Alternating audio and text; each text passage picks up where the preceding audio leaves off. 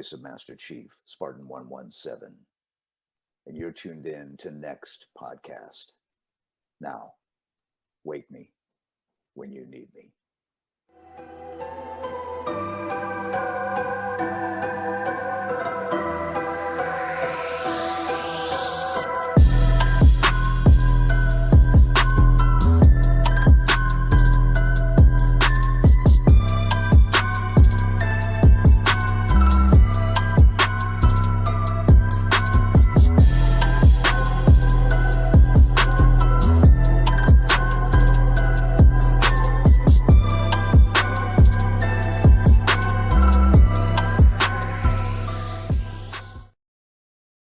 Every single one.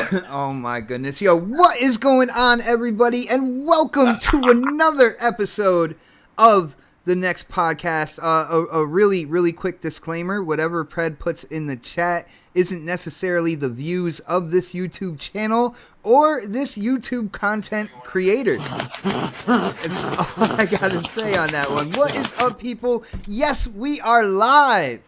And we have an interesting, very interesting show for you tonight. Welcome to the Cum Zone. Welcome to the Cum Zone. Welcome. Oh my.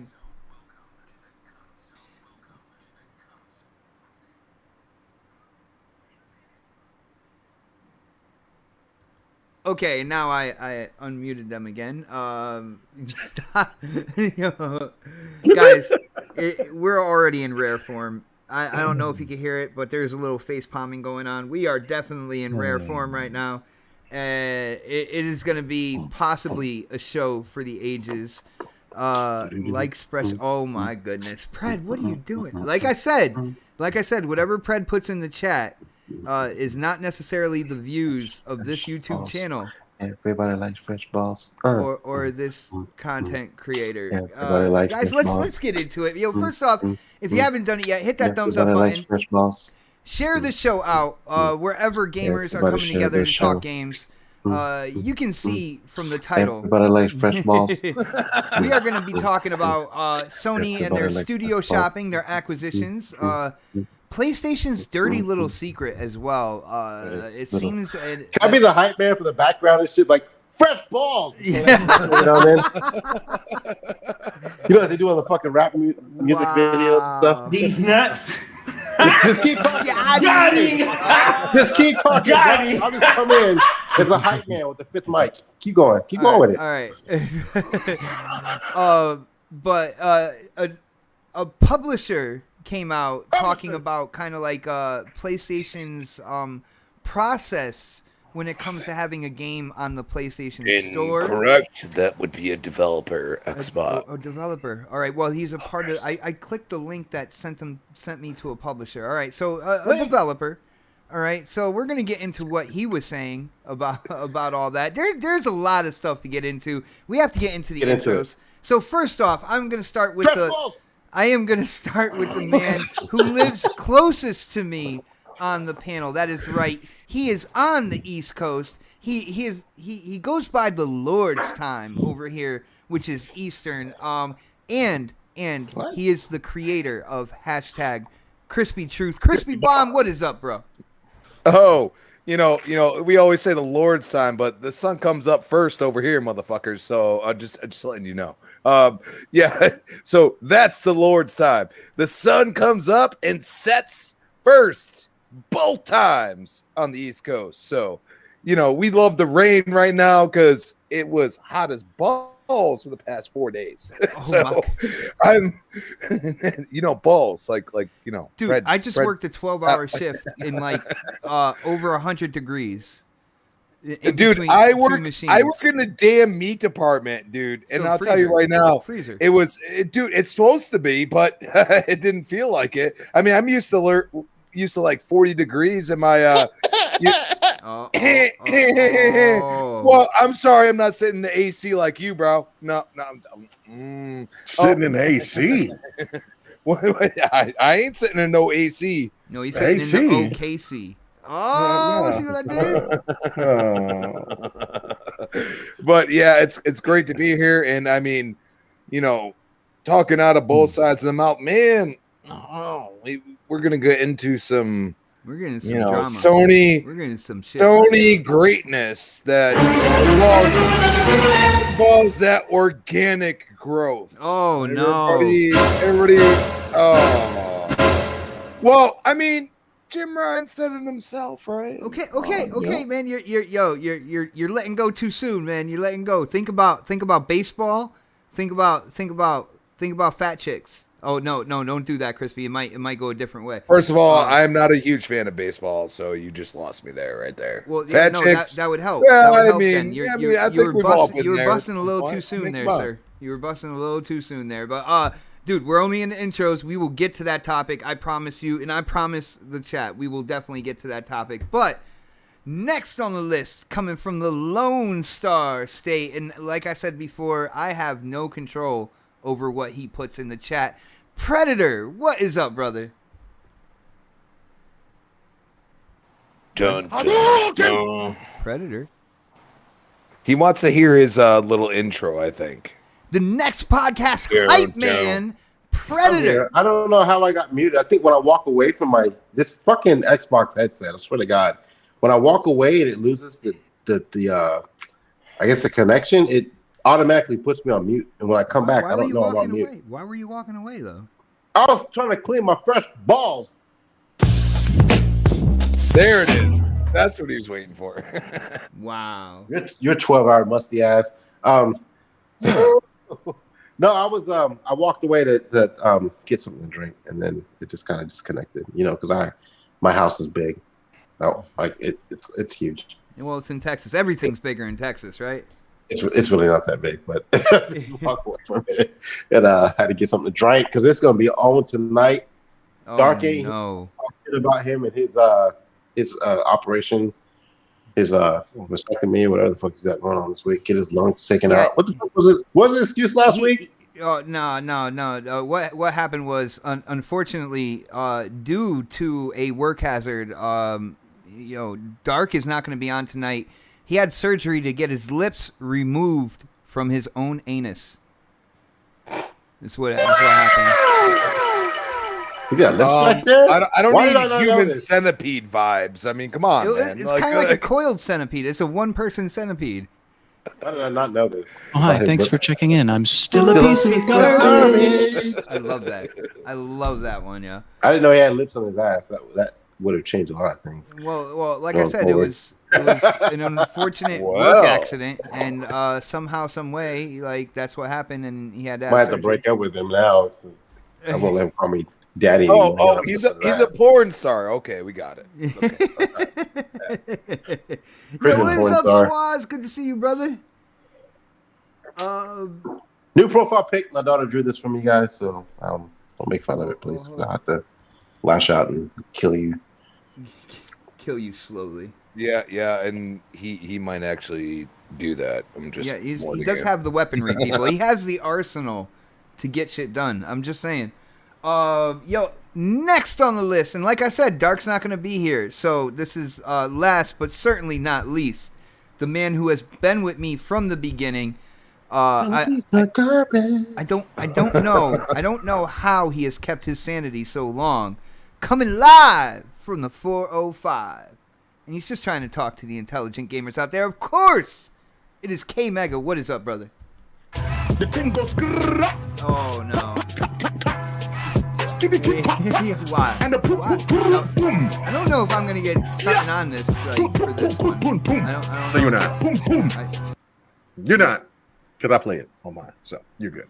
Anyway, what's happening, everybody? It's K Mega 405 coming to you live from the 405. I'm just your regular gamer talking to the intelligent gamers. On top of that, aka Mr. Fisk, aka I'm about to act a damn fool today. It's gonna be on. And I mean, it's for some reason, life is uplifted now because Dark is not here. The Otter is not here to cramp my style, to cramp everything, to take the energy. He just sucks it out of you. I mean, just out of you. It just sucks it like this. So it's just so I am exactly ready. I'm hyped. Let's get to it. He's listening, I'm sure. I know. He's gonna jump in here and talk shit later. Watch. Oh man, but Yo, anyway, guys, man, I let's think- get this show popping, man. Yo, Riggedy. guys, you Somebody guys are in in for a here, treat tonight, man. I don't even know. What's and gonna somebody happen. in the chat says, "K Mega, say it with me. She ma, not Toshima." Shishima, not Toshima. Because I did a video talking about Ghost of Toshima, right? And so he's telling me a ghost. Okay, he said Shishima. Ghost of Shishima. Shishima. Okay, got you. Shishima. Not All Toshima. right. Fuck it. I don't care. Let me be country, man. Man, you come and ask a whole bunch of Oklahomans what the hell is it called? Is it going to be called Toshima or is it going to be called Shishima? And I guarantee you're gonna you, get a whole bunch of different answers. 85% will say it like me. Ghost of Toshima. So let's go. Toshima. Toshima. There's no T-O. Never mind. Never. You know what, guys? Toshima. Soshima. Toshima. The she is silent. I'm not Asian. Shit. I don't need to make it. You know what I'm saying? Guys, if you haven't done it yet, yo, definitely hit that thumbs up button. We got to get in on the first topic, people. Here we go. And I'm going to start with something light. I'm going to start with something intriguing. I'm going to start with something that, when it comes to movies, it's some of the movies I really like to watch. And they also have a video game from back in the day. I believe the OG Xbox. And yes, we are talking about Riddick, people. Vin Diesel came out, and I'm gonna look at his quote real quick when talking about he's talking about the new Riddick movie, but and the potential for a new Riddick game. Now, for people who don't know, OG Xbox, it was something Butcher Bay. Do you guys remember? Escape from Butcher Bay. Escape Yes. from Butcher Bay. All right, it was a Riddick game. Just kind of came out of nowhere too, and you know, really got a lot of eyes on it. There are a lot of people that played that game, really enjoyed it. The graphics for that time were phenomenal, and Riddick is just an awesome kind of like universe. It seems like it's really tailored to video games, like can make some really good video games. But Vin Diesel gave an update on Riddick 4 and potential new Riddick game. He said, and when it comes to the video game, we did have great success with Escape from Butcher Bay. There it is, Escape, right there. I could have just read a little lower. Escape from Butcher Bay.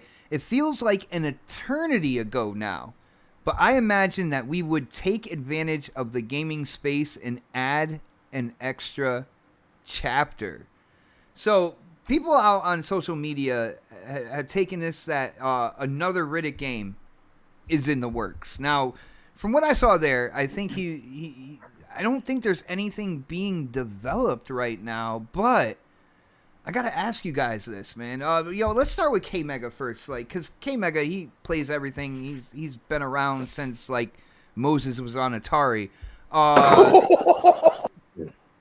Brother, No.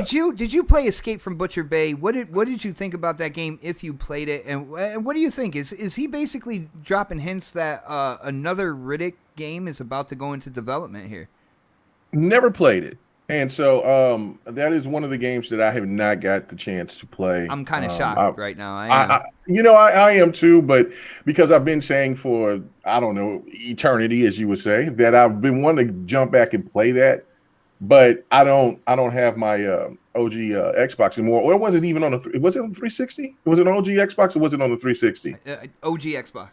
Yeah, see, and I don't have an OG Xbox here anymore. I let my son get the Halo, the green Halo one. And so I told him if he better take care of it or that's his ass. He's in trouble. But so he still has it. But I haven't played it. So I don't see me going back and buying another OG Xbox. Have you watched any of the movies? All three of them. I love them. Yeah, the second one is my favorite. Chronicles? Yeah. Yeah, buddy. Yeah, that's my favorite. Yeah, keep what you can. Necros. Yeah, that was amazing. Like, no, that was my favorite. So yeah, no, when they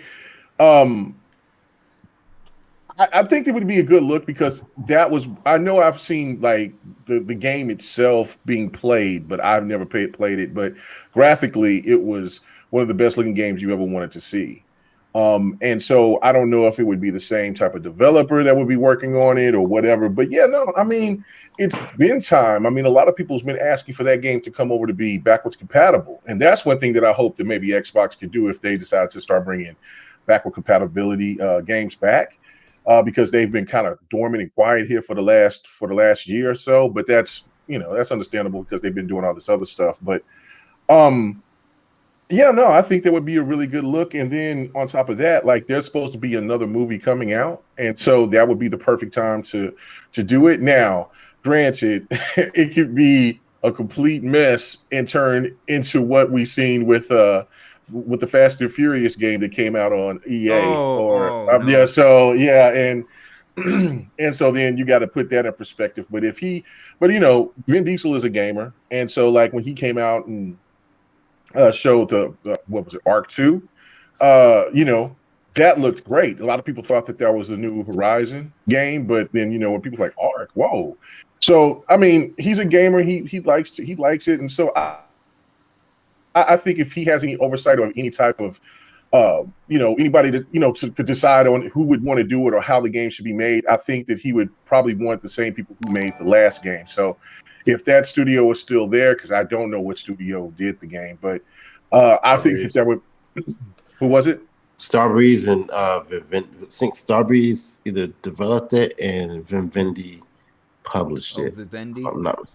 And I think they're under Activision now, if I'm not mistaken. Yeah, let's not do that. Well, let's not do that then. Well, then, I mean, yeah, well, let's not do that. But I mean, listen, if Activision does a great job with shooters. And so, I mean, if that's the case, then I'm not going to be mad at it. If they want to go a different approach. I mean, the one thing about it, because graphically, the way that the game looked, it looked like something that was made from like you look at the games like Doom Eternal and the newer Doom.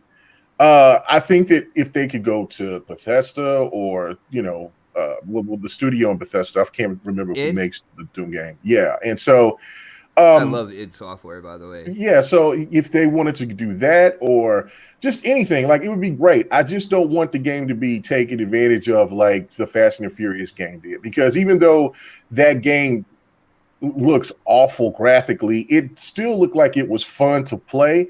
I'm just not paying those $60, or even when it goes on sale and it drops just a mere $30 for it, because it looks like a 360. K-Mag is looking at that $10 to $20 range, and I'm looking at that $10 to $20 range. I think it did drop to 19, and I was about to pull the trigger, but then another game came out that I was more interested in. And so, and the game, and listen, with ratings, it shouldn't even really matter, because like the game was getting review bombed like crazy. Basically, just everybody was saying that the game was a joke. But they did the same thing with D&D Dark Alliance, and that's like the only game that I'm playing right now next to it. Made me put down Scarlet Nexus. So I just don't want that game Scarlet Nexus. I didn't pick it up, bro. I didn't pick it up, man. Awesome game. Really done. Really awesome. But I definitely am looking at it for if Vin Diesel has his hands into it, I think that they'll do the right thing with it. If it's going to go to Activision, fine. It's Activision knows how to make shooters. If it goes to somewhere else, Butcher Bay was exclusive to the OG Xbox, so yeah, I knew that. Yeah. I don't think it would be a far stretch with all the studios that are going on with Xbox. If they want to do that again, I think they have a lot more kind of like talented studios there, and they would have Microsoft publishing it. I mean, that's a kind of a stretch, but like I said, Butcher Bay was exclusive to the OG Xbox. No, it was, and that's why I was bringing up like the Bethesda. But you said ID Software. That would be perfect, because that game graphically reminded me of Doom 3. So that's why I'm like, hey, if you want to do it like that and then just make the game a multiplayer, I wouldn't see anybody tripping about that. But if they would still make that game exclusive, hey, do what you must. But I just don't want that game to come off looking like what Fast and Furious or like many other movie video games gets translated into. I just want him to do it right and make the game the best that it can be, because the successor was a complete hit for a lot of people. It was like a cult classic. So, the best scenario overall would be to bring the older game back from backwards for BC, and then bring this other game and then announce it like, well, not the same studio, but another studio. They're going to put a lot of love and care into it and go from there. Nice, brother. And I gotta say, I'm excited for a new movie as well. Me too. The last one was just called Riddick, and it kind of shows what happened after Chronicles of Riddick. And like, I don't want to spoil it for anybody who didn't see. It went back to basically the Perfect Dark. Pitch Black days. Pitch Black. Well, he kind of went back on his own type thing. It was really cool. And they kind of wiped the slate. So seeing another one, I can just imagine what kind of, because Trouble just follows that character all the time. Like, he just wants to be left alone, and he just gets thrown in the middle of absolute bullshit. Is pretty much what's going on. Like, But I hated the fact that people didn't like the second one, and they kind of demanded that they go back to the Pitch Black, because Pitch Black was my least out of the three, like, to be honest with you. Well, I mean, that's Pitch Black's like a masterpiece, dude. Go watch it again, dude. Yeah, no, Pitch Black was amazing. I just thought, like, oh, they're expanding this universe, and then they got all this set of characters and the necromancers, and like, that was just ridiculous. Like, that was that I thought, like, oh, they can do a lot with this, but then going back.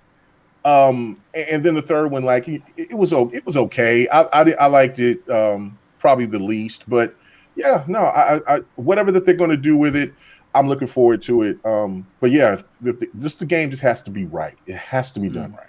Yeah, and I could just imagine with like today's technology and the graphics that we're seeing now so early in kind of like this generation. I can just imagine, you put the right developers. On a project like this, it can be absolutely amazing. Crispy, what do you think about this, bro? So you have some history when it comes to the movies. Let me know what you think about Riddick and stuff. And do you think that they're basically planning on a video game? What are your thoughts, opinions about another Riddick video game, bro? Well, I didn't play Butcher Bay. Or Escape from Butcher Bay, whatever you want to call it. I was not an OG Xbox owner. Never bothered dabbling back in, except for like Halo, MCC, and stuff like that. Stuff that's already been upgraded and everything else. Mm-hmm. So I look at how old the franchise really is. Like, even look at like Chronicles of Riddick and Riddick, it's like we're approaching 10 years old when this hasn't been touched. I feel like there's a lot of people that don't even know that Pitch Black is actually the start of the entire Riddick franchise. I feel like that would be like literally the perfect freaking game, especially having horror aspects. Really character building, you know what I'm saying? Like, why not go all the way back to the beginning and make a proper game in this new gen hardware that really, gravitates yourself towards Riddick himself, and then move on to the Chronicles? Because, me, for myself, I enjoyed Chronicles of Riddick, but I also thought that Pitch Black was a better movie because I didn't know who the character was, and they established that in the Chronicles. But at the same time, when they came out with Riddick, I was like, why are you doing this? There's no necessity to this. And, for movies in general, like, at this point, like, some movies deserve adaptations to games. And I think if you're going to introduce characters like Riddick, who is like a god among men, as we like to call it, like he's a man but he's something else. Well, he's the last And of his species. You basically. have to establish yourself in this aspect like Pitch Black did, where it's against all odds. You know what I'm saying? Like, that's what it felt like when I watched that movie 100 times over. I've watched it probably 100 times. Mm-hmm. I've watched the whole trilogy, and the least watch was the third one. And it's like, you have that establishment. But also I look at, what Vin Diesel has done over his career, and it looked like a game. Imagine making XXX, true on true, a game like it was the movie. Because if you remember watching, 1 and 3, Vin Diesel is really, all over the place. And then you could bring Ice Cube in and all these other guys, you know what I mean, that have been a part of these movies. And I feel like the one advantage there is now is gaming is not an afterthought anymore to these actors, So you see these big actors going into video games and really enjoying it. And I feel like this is a great opportunity to take these IPs, as we like to call them, and say, you know what? We can revamp them.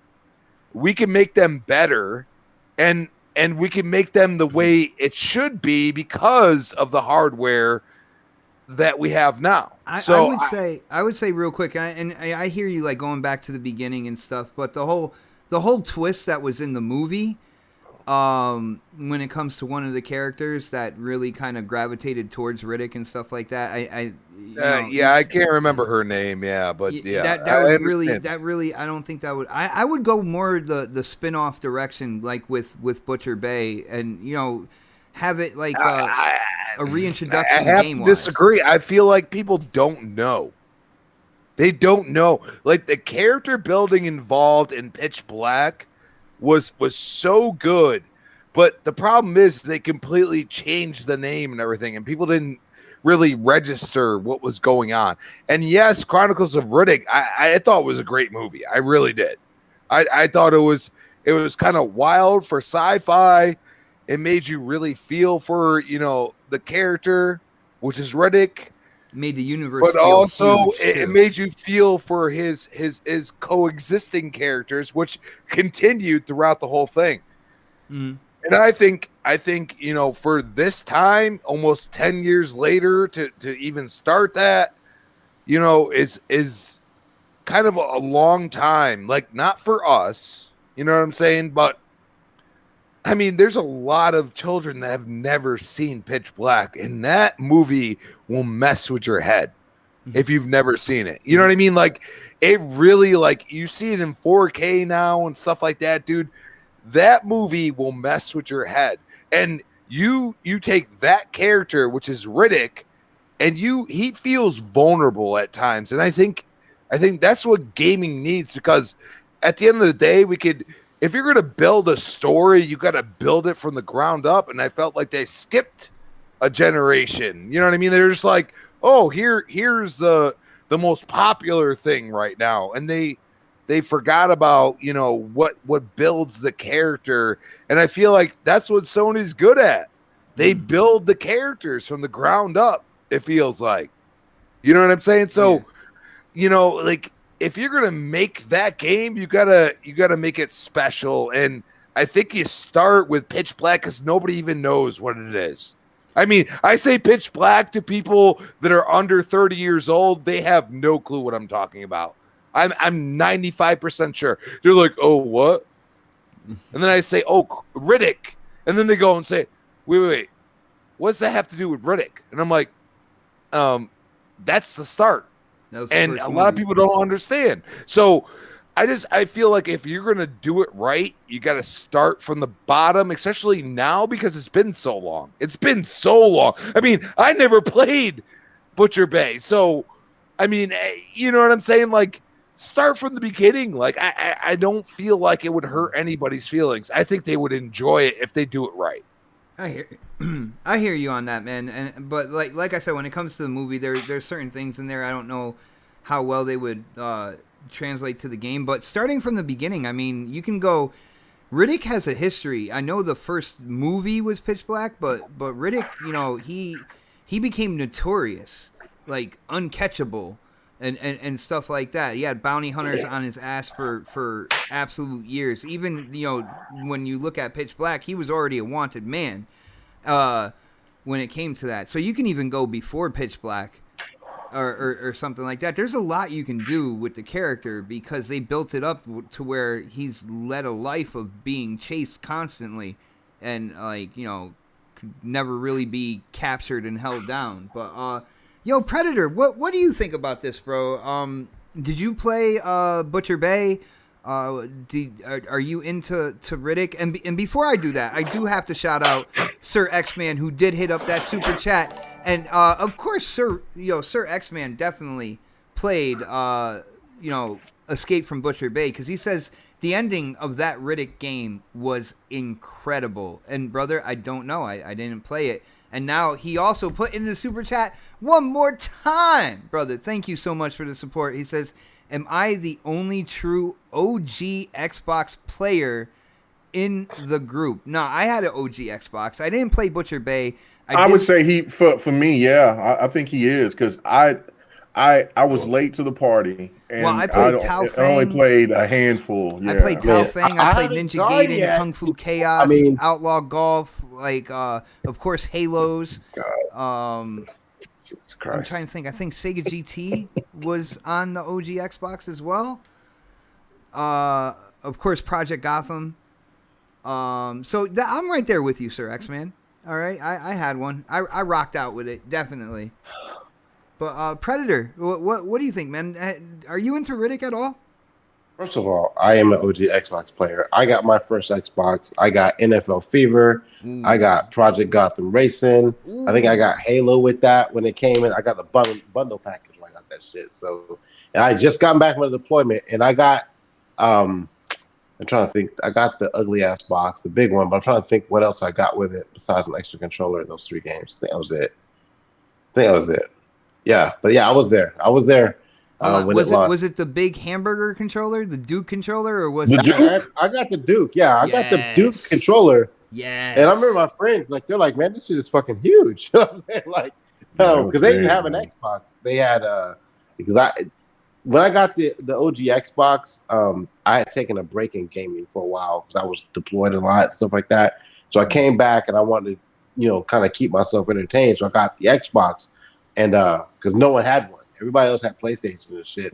I was like, well, let me pick this shit up because no one's got one. I'll be the odd guy out, So, but the bundle package I got had, I think it was NFL Fever.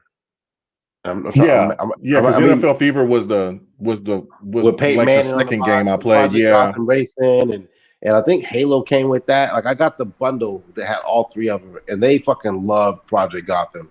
My friends, we played the fuck out of Gotham Racing and NFL Fever. They weren't really into Halo at the time, but as we played more of it, they got into it. But yeah, like I'm OG. I played Butcher Bay. I mean, I played all the Riddick games. I watched all the movies. Am I gonna sit here and be like, yo, if that movie comes out tomorrow, that's like front of the line, let me get my ticket? No, that's not me. I was never into the franchise like that. But I did play all of them, and I did watch all the movies. So I mean, I did like the game, especially Butcher Bay was my favorite. But the thing is, it was so long ago, I really don't. Y'all know how I play games, man. I fucking know life a game, and I'm fucking done with it. You know what I'm saying? So I remember beating it, but I don't remember the game. To be honest with you, I can't remember too much about it. I know I beat the game, but I can't remember every single aspect of it. It's been a while, bro. It's been a while. Yeah, it's been a long while. So like, I mean, like I played games since then. So like, you can't blame me for that. But I do remember it looking. I remember that one scene in the very beginning where you're actually getting out of the prison. You got to get that fucking shiv, and you shake somebody or whatever and get out the prison. But like, I remember certain parts of the game. I just don't remember how it finished. I don't know. I would say from the movie aspect of it, I'm excited, but I don't know if Vin Diesel should be the guy for that movie. After all this time, like Chris was saying, a lot of people don't remember that movie, the Pitch Black, the original. And that like that whole franchise, they might remember Riddick, but they don't remember Pitch Black. So like to me, I think they should just do like a Netflix TV series and then or something like that where you kind of introduce the characters and then maybe do a spinoff movie from that. That's how I would approach it at this point because I think if they just did like a Riddick with Vin Diesel, you know, it may not have the same appeal to the younger crowd because the younger crowd doesn't know Vin Diesel other than Fast and Furious. You know, they don't really know him for anything else. You know, like you guys don't remember he was in Saving Private Ryan. You know, like y'all don't know that part. Like y'all just know him from Fast and Furious. It's like they may not know his acting career like we do, starting with Pitch Black and stuff like that. So like, I think if they're gonna do something like that, just do like a spinoff. Just do like a like I said, a 10-episode Netflix type deal and see where it goes. If they can kind of get some fire spark with it and go with the movie. As far as the game goes, maybe not even do a new Riddick. Just remaster all of them like they did Mass Effect, and just like kind of just reskin it and just or relaunch it like they did with Tomb Raider. Just start from scratch with a brand new Riddick series. You know what I'm saying? Instead of just trying to get everybody like. Well, Riddick only had one game. No, he had more than one game. I thought it was two. He had Butcher Bay, and he had and they had a shit. You know what? Maybe I'm thinking the movies. They had animated series. They had 3 movies. They had Escape from Butcher Bay. I thought they had another Riddick game. I thought they had a second one. Somebody look this shit up. I don't believe so. I don't believe they did. And maybe they had. I hear. Look it up. I'm looking it up right now. But start it over. If it's one game, especially if it's one game, start that shit over. Add more to it. It was the Chronicles of Riddick, and I don't know if this is DLC or anything, but it says Escape from Butcher Bay, and the other one is Assault on Delta on Dark that was a top Attica. Down. Okay, I think that was a top-down shooter. Oh, okay, or something like that. Yeah, Butcher Bay was the one I remember. I could have swore there was another one, but fuck it. Maybe it was DLC or something. Dark Athena. Yeah. Dark Athena. Yeah, there was a second game. Dark Athena. Yo, shout out to Master Master he said it was Clown. a top down. Huh? Yeah, that's what I said. Was that there was another one, but that you said was it was a top down one, wasn't it? I don't know. Shout out to Master Clown anyway for hitting up that super chat. He didn't put anything for me to read though, but I believe he was shouting out. No, it was an actual. It was an actual first person game. Yeah, first person game. Okay. Yeah, it was on Windows, PlayStation 3, 360, the Mac OS. That's why I remembered that. I thought that there was 2 because I was like, wasn't there one on the 360? And then because I never played the one on the OG Xbox.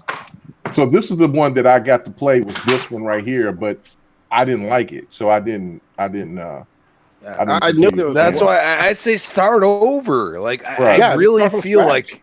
Because the character is worth it. Like, if you've watched the movies, he's worth it as a character. I feel like if you're gonna do a game, start at least somewhat over. At least in the Pitch Black days. You know what I'm saying? Riddick is badass. And one thing I will have to disagree with K Mega on, because he was talking about Activision and how they're good with shooters. Riddick's not really a shooter. He's got the twin blades in his hands. Like he's more hands-on with anything, over kind of like shooting. He does grab a weapon, like grab a gun every once in a while, but I think it wouldn't really fall into the shooter class if they made another game. But, okay, so here we go. Right here, Abacab saying right here. He says there's a second Riddick game, which he says that came with the remaster of Butcher Bay for the 360. So so I can try to look for that game then, so I can get a chance to actually play it. All right, shoot. Yo, shout out to Sir X-Man hitting up that super chat. He said me and Pred were there for Mech Assault and Crimson Sky. You were there for both those games, Pred? I played Crimson Sky. I played that as well, man. I can't hear you guys. I'm at the back out again. Pred can't hear. Okay. Pred is having technical difficulties. But guys, on that note, first off, I'm really proud of the panel here when it comes to Riddick. Hearing the excitement and stuff like that.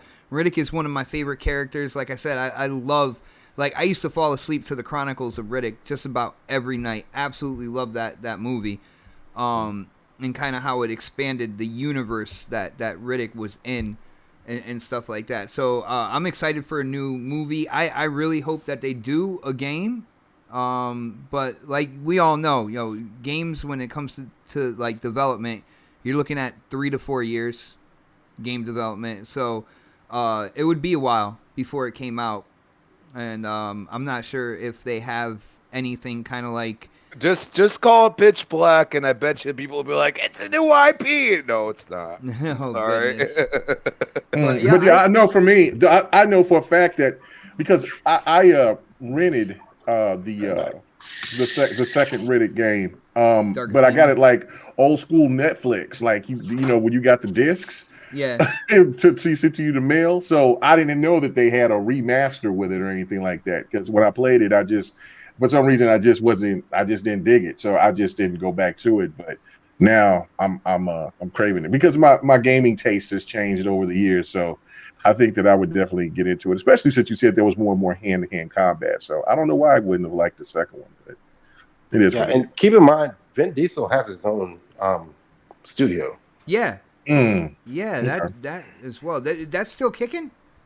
I haven't made a game in forever, but I know they have their own studio. But now what they're doing is a different story. But I know he's got his own stuff, and then, you got to think with him working with maybe he's getting that itch again because he's been working on what game is that? You guys mentioned earlier, Arc 2, and he might be like, you know what, maybe I can get back in this realm. So like, and this is his way of kind of. They can make my character look younger. You know what I'm saying? Maybe filling out. Like maybe filling out the. If they're doing a new movie, maybe filling out how people see about a game. If he starts talking about it a little bit, we start building some buzz for it. He can use that. Like, yeah, everybody's asking for this. So, and hopefully, and I guess maybe his mindset may be like, I can do this with my team. Because we ain't did shit in forever, So like, I can see how he's trying to sell it right now at this point. So I don't know. I mean, like, I think one of you guys was talking. My headset was out, but I kind of popped back in and like, you're not looking at something that's going to happen like next week. This is like a, something's probably going to take a couple of years to get done. So yeah. Real quick. Shout out to longtime supporter and friend Z Black Rider hitting up that super chat. He said, "Crispy, where are my steaks?" And he also said, "Yo, bot." Crispy, where's the Black Rider steaks? Where's the steaks? They're how much you paying me per pound at this point? No. Cause shit getting real in the meat department, as we like to call it. All right. Well, on that note, talking about money, let's get into some of this stuff. Let's get into what has been going on over at the Sony camp, over at PlayStation headquarters, because it seems that they have been shopping for studios, people. They have been shopping for studios. They have acquired studios, of course, organically, as Crispy would like to say. They pulled out their wallet and they got some studios. Now, first one that has been absolutely like confirmed. The first one was I want to say Housemarque. Housemarque, it is spelled with QUE at the end. But for people who don't know, it is the developer of Returnal. They are now a first-party studio. But before that, was it PlayStation Japan, when they put out their tweet, they put out an image that said Bluepoint was also a first-party studio, and Bluepoint literally changed their entire description on their on their Twitter handle, so they are not with that. Just to let you know, bot. They are not with that.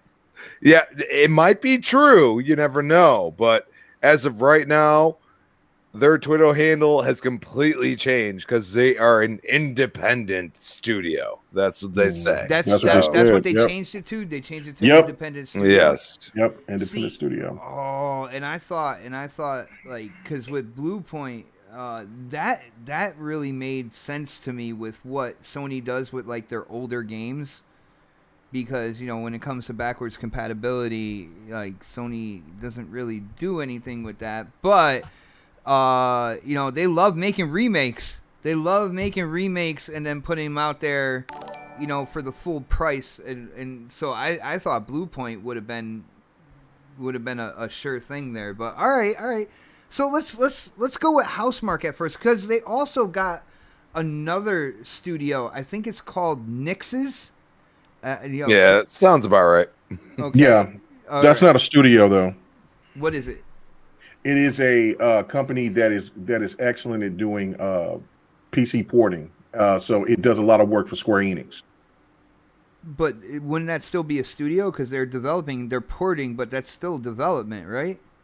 It's when people think of studios, they think of like a person, a company that makes games, like like we're looking at Sea of Thieves and things like that. They do something completely different. I don't think that they were purchased for making games per se, except for just maybe being really good at porting games over to the PC. All right, because that's what they're known for. We will get into them. We'll start. They're a specialist in that in porting games over to PC. All right, like I said, we will get into them. We'll start with Housemarque, and before we start with Housemarque, I got to shout out Z Black Rider one more time, hitting up that super chat. He says $5 an hour for stealing my voice. So yeah, he's talking to me. Yeah, he's definitely talking. I was looking over to the left, like you were sitting like right there to the left of me. Like I already knew what he was, because I'm not stealing his Love voice. you, buddy. Let's be real. Let's be real with that. So Housemarque, a lot of people out there on social media, especially my brother Mooch, who seems to absolutely be almost obsessed with Returnal. I think he got his platinum trophy for it or whatnot. So he went in and he did a lot of things. Let's just put it that way. He played that game like crazy. I don't know. What do you guys think about this acquisition? Let's start with Predator. Pred, what do you think about this Housemarque? Is this a big deal here? Is this like, Sony did say that they like to kind of like build up their studios organically, but now they're busting out the checkbook. What's going on here, bro? Well, I would say this. Technically, it is organically, because Housemarque has only made games for PlayStation. So, you guys hear me? Yes, sir. Okay, making sure my mic didn't shut off because I walked away again and it keeps doing that shit. But why do you keep walking away, man? Because Daddy needs refills. You know what I'm saying? Like, dude, you gotta get the Series X like the little fridge, man. So this way you have it right next to you. It ain't out yet. You know what I'm saying? So, but I would say Housemarque is kind of like an internal studio. Anyway, I don't know all their games, but there haven't really been a lot of stuff coming to the Xbox side of the yard. So like, it's kind of like how Remedy was with Microsoft in the beginning. How they made a lot of games. Insomniac is with Sony before the acquisition as well. Yeah, and instead of letting I think it's a smart move. Instead of letting something like Housemarque or whatever studios they pick up in the future that they've been working with for a long period of time just become fully independent and only have the option, I'll leave it that way, to make games for other platforms. They say, you know what, we'll buy you for cheap. And Microsoft kind of did something like this last gen. They didn't necessarily buy them, but they got kind of like group up with a lot of, we just lost Kid Mega, by the way, group up with some companies to make games specifically. They did a lot of second party deals, and so did PlayStation. Some of them stuck with PlayStation, some of them stuck with Xbox, some of them kind of branched off. You think of like, Ori, Cuphead, that sort of deal. So, they're just basically solidifying the fact that they only want the next iteration of games. They've been working on it for so long. So internally, like you talk about the word they use, organically, they're typically, if you really want to be technical, they're organically working with PlayStation anyway. They just put the bag out there for them. It's like picking up that free agent, that wants to go to another team. You throw them a little bit of money to stay. Like it's basically what they just did. Mm-hmm. So now there's confirming that they're only going to make games for Sony, which they were going to do anyway. They just, solidified that. So Housemarque, we kind of like when we talk about Sony picking up studios, Housemarque and even Bluepoint were two of the names that I always heard anyway. Yeah. They've always worked with them, so it's not a surprise. I just look at Housemarque, and I kind of stepped away, so I don't know if we're going to talk about Bluepoint later. We're going to kind of mix this in with this topic too, or not. Well, do you think, because I didn't know about like Bluepoint kind of like changing their Twitter header or whatnot, and kind of like their description there. Do you think Bluepoint is or will be acquired by them? I will say, with the way media works now, it's still possible. I know what they did. They changed, like Crispy was saying a while ago, they kind of changed their status on Twitter and stuff like that. But that could just be the save face at this point, because like, oh shit, someone said something, and we weren't supposed to say anything yet, and legally we got to kind of squash this and make it seem like it ain't happening and stuff like that. So I can still see it. I could still see it happening. Mm-hmm. But and again, if it does, it wouldn't surprise me. But I can still see it happening. Whether it does or not right now, with them doing that, it's kind of like, they kind of do some shade over the whole situation at this point. But it wouldn't surprise me. And you think about what Bluepoint makes, what Housemarque makes, what this other studio does. It just kind of, all of it kind of leads to me, like, especially with that third one that kind of popped in at the end of the day today. They're basically just a conversion studio, they just make ports. Bluepoint, they just make remasters. So reading the theories here, it just seems like Housemarque, they'll probably make some games. The other two studios they pick will probably just make remasters, remakes, ports to PC going forward. So instead of using their own resources to do this, they decide to outsource it and buy a studio to do it for them. So this is what it seems like to me. Yeah, strategic almost, like. Yeah. Why waste our resources and just make them make a port when we can buy another studio to make them make the same port, and make it, and the other studio can work on what other games coming next. So yeah, the newer stuff coming. Yeah. That made sense to me. So that's why when they're talking about Bluepoint kind of like, changing their description and kind of reiterating independent, a lot of my dialogue when it came to this topic was revolving around Bluepoint, because to me it just it made sense that, with what Sony does with their older titles, that even some not so older titles, with what happened last gen with The Last of Us, coming real quick with a remaster and stuff like that. I'm like, it takes like the remastering, the remaking, and puts it to its own studio, which leaves like Naughty Dog and the other first party studios to go ahead and keep developing the next series in that franchise, or the next game, next new IP. And to me, I thought, it was a strategic move where, because they don't really have that backwards compatibility. I mean, they do with the PlayStation 4, but not anywhere near kind of like what Xbox has. And why offer your ability to play an old game that you still might own when they can just remake it and tell you that you gotta buy it again now for $70 or maybe $40. You know what I'm saying? Here's the thing that I don't like about this, and I think we've talked about this before, like with these passion projects from Microsoft, right?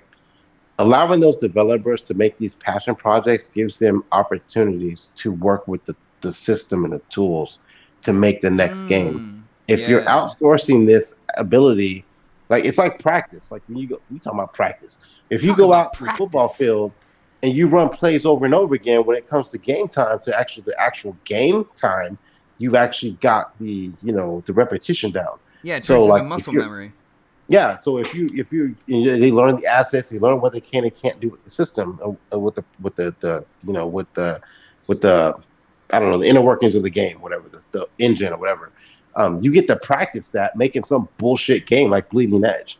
Sorry, K Megan. But I know you're gonna say, but again, I get Bleeding Edge wasn't a grounded. That wasn't like those weren't like mind blowing graphically games, but like those younger developers are working with that program to make a game. They feel like they've accomplished something. They feel like, oh, we learned these tools.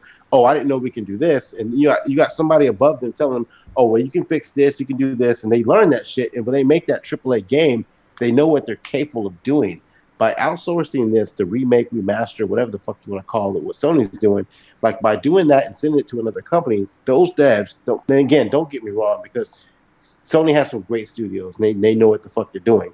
Yeah. But a lot of those people aren't going to stay there forever. They're going to move on to other studios. So they're going to get a new influx of people.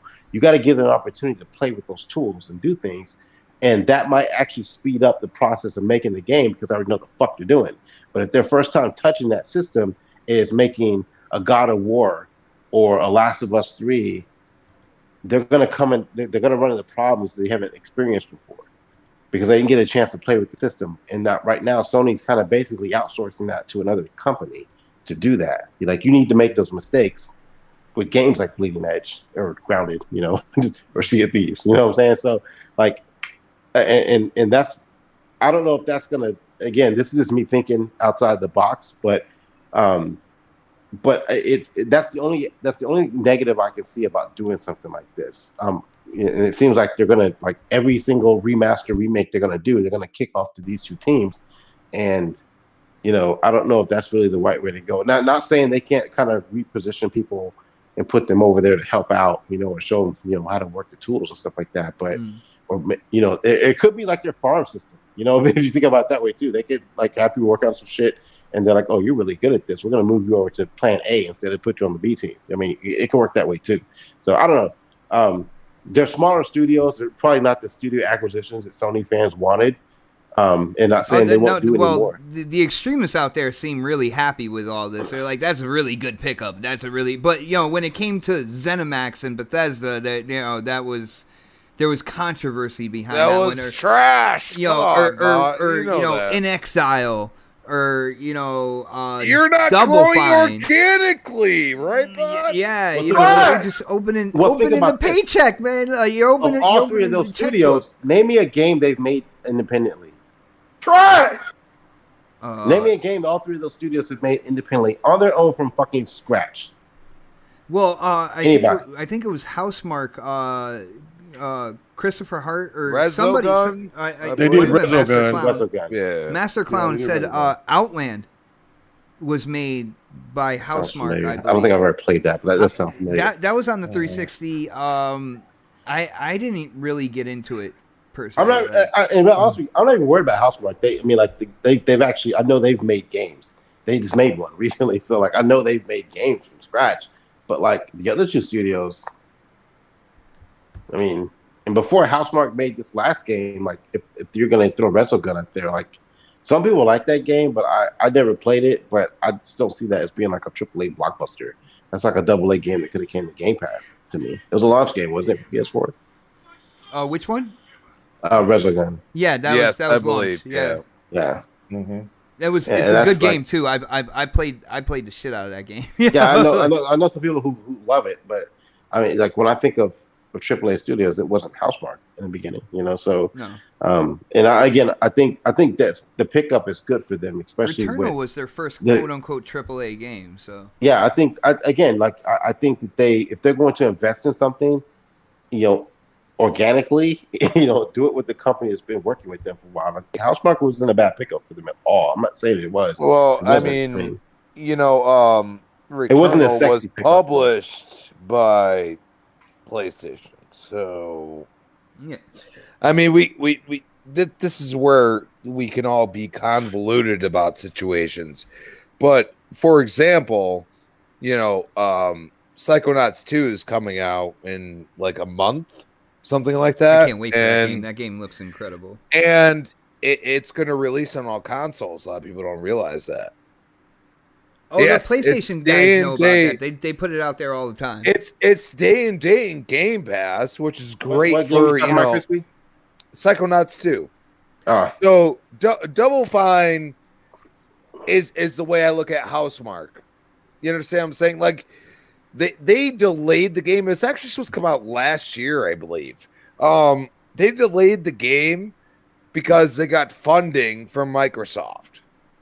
it's kind of the same situation. Like all of a sudden, like Returnal's been out for what, a month and a half? Yeah. You know what I'm saying? So, I mean, you think about That's just in the it. closet. I right mean, now. So, well, and that's the weird thing, because don't get me wrong, some people really enjoyed the game, and then I have like, look, my buddy was here, 2-3 days ago from Philly, came up, and he's like, I'm not buying that game. That game's so messed up, and I'm like, I don't have a PlayStation 5. I have no clue. He does. And he's just like, what's going on? Like, I'm not interested in that. I'll play my Final Fantasy 7. And he literally looked at me straight in the face and said, if Xbox gets Final Fantasy 7 Remake, I'm selling my PS5. That's what he said to me. Now, he is a Final Fantasy head, as I like to call it. He loves Final Fantasy. So that's his game, and I get that. But for him to go and say, I'm going to sell my PS5 right off rip if it goes to Xbox, I'm like, what's going on here? And then he looked at Returnal, and he's like, the game looks cool, but then I see all these people that I don't follow myself because, I'm considered an Xbox gamer. And he looks at me and he says, nah, everybody's having problems with this game. And I'm like, okay. So then all of a sudden, a month and a half later, you have purchased Housemarque. And that's where we go and say organic growth. Well, guess what? I mean, for the most part, Housemarque has been PlayStation only. They just been a second party, as we like to call it. So what's the problem with half the purchases that have happened over the years that is supposedly not organic? Let's get our head out of our asses here. Okay. PlayStation is trying to build their PlayStation Studios platform. A lot of people don't understand that. Why would they be doing that? Because they want to release it on everything. Because they know they're losing money, just like Xbox is. The difference is for the hardware. They're losing money once again, which they lost money for years upon years with the PlayStation 4. And then they came out with iterations enough to make money at some point. The whole point is they can't absorb that cost. They can't do that. It's against, how they're run, number one, but also number two, they can't afford it. Microsoft could do whatever the fuck they want. And it's not hating on PlayStation. PlayStation is playing the game correctly. They have just purchased a studio that is going to be able to port games better to PC, because we all heard about the Days Gone bullshit. Everybody heard about that. It ran worse than the PlayStation 4 iteration on the PC, and people complained about it, and then nobody said a damn word about it. Well, you know what? I'm fine with that. I don't play on PC. I don't give a shit. The whole point is those PC players were like, yeah, this isn't cool. I don't like this. And then they fixed it, but it took a month and a half again. And it's like Horizon Zero Dawn, same fucking thing. They needed somebody to come in and be able to port those games to PC. That's where they're going. They're going to release games where they want to release, because it's going to make them money. Is that so hard to fucking believe? Like, why not do that? Why not give gamers, and they can go and say in the back end, after, months upon months, and the games start coming out good, they can go and say, well, we're releasing games on all platforms, as Xbox would say. And you know what? I can't say a damn word, because that's what Xbox is doing. But also at the Crispy, same time, it's funny that, like, the people out there, when PlayStation games started going to PC, kind of like, end of last generation, beginning of this generation, there were people that are swearing up and down that PlayStation would not go this route. Now the new thing is they're not going to do it day and date is what it is. But it's amazing to me how it is over time been accepted from that group of people who are so adamant about games just staying on the PlayStation platform. And now, just today, when it comes to Nix's, them coming out and saying, it's a good pickup. It's a good pickup, bro. Like it's amazing how the tide you know what changed. I look at. You know what I look at this point, but I really look at it as we've seen the writing on the wall. I truly believe that if Xbox could release Game Pass on Nintendo or PlayStation, if they allowed it, they would do it. And I see the writing on the wall. A lot of people don't want to hear it. It hurts their soul for some reason. I don't know why. It really, like, when I bring this argument up on Twitter all the time, people just don't have any response. And it's like, but you were just like going ham about, PlayStation being, only on the console. And it's like, dude, they're not making money there. That's why they rebranded the damn shit to PlayStation Studios. See, like, I believe there's a reason for that. PlayStation is making money, but they're seeing that they can make a lot more. No. What you're not understanding, and this is because I invest in everything, okay? What you're not understanding is the rest of the company is absorbing every dime they make. Yeah, no, I agree. But that's hold on. We're going back and forth here, sir. The backbone of Sony as a corporation is PlayStation. PlayStation is where they make their money, and yes, that money is leaked out into their movies and all their other kind of like divisions within Sony. So they need to make even more from PlayStation. Bob, listen to me for a second. That was not the case. Sony was one of the largest TV manufacturers in the entire world at one point. Before LG got involved, it was Samsung and Sony. You have to understand that. So now they've eaten revenue on that aspect, and they continue to push out that hardware, which I'll give them credit for. They continue to push out, and at times I've heard people love their Sony TVs. Well, who am I to hate that person for that?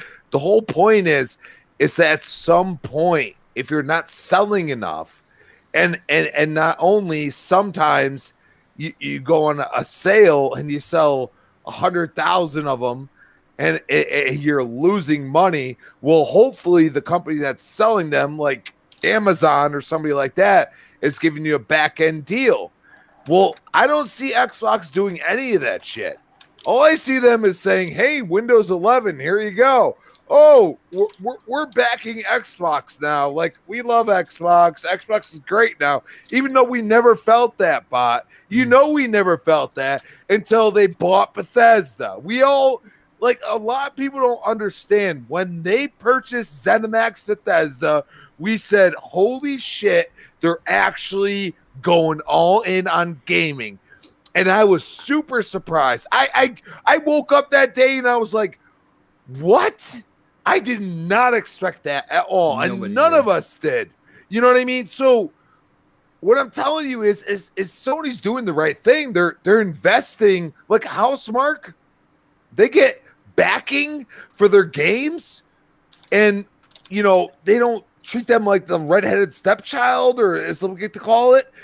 It looks at those games and they say they're worth it. But I feel like they kind of threw Returnal to the curb, and all of a sudden, a month and a half later, they purchased them. I'm like, I just don't know. I don't know. They're talking out of both sides of the mouth, and it's not organic.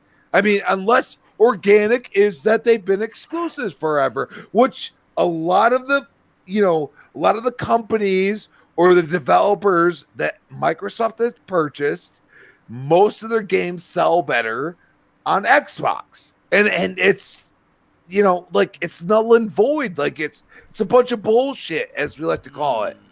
You know what I mean? Like, get your head out of your ass. Start realizing that for Sony to invest in doing what they're doing right now is a great thing for gaming. It's a great thing for Sony, but let me pay the bills real quick. It's a great thing for gaming. The bills real quick. Well, no, but you can say it's a great thing for gaming, but I also know that it's a great thing for Sony as well. Shout out to Sir X-Man hitting up that super chat one more time. He said Game Pass Ultimate spells GPU. Nice.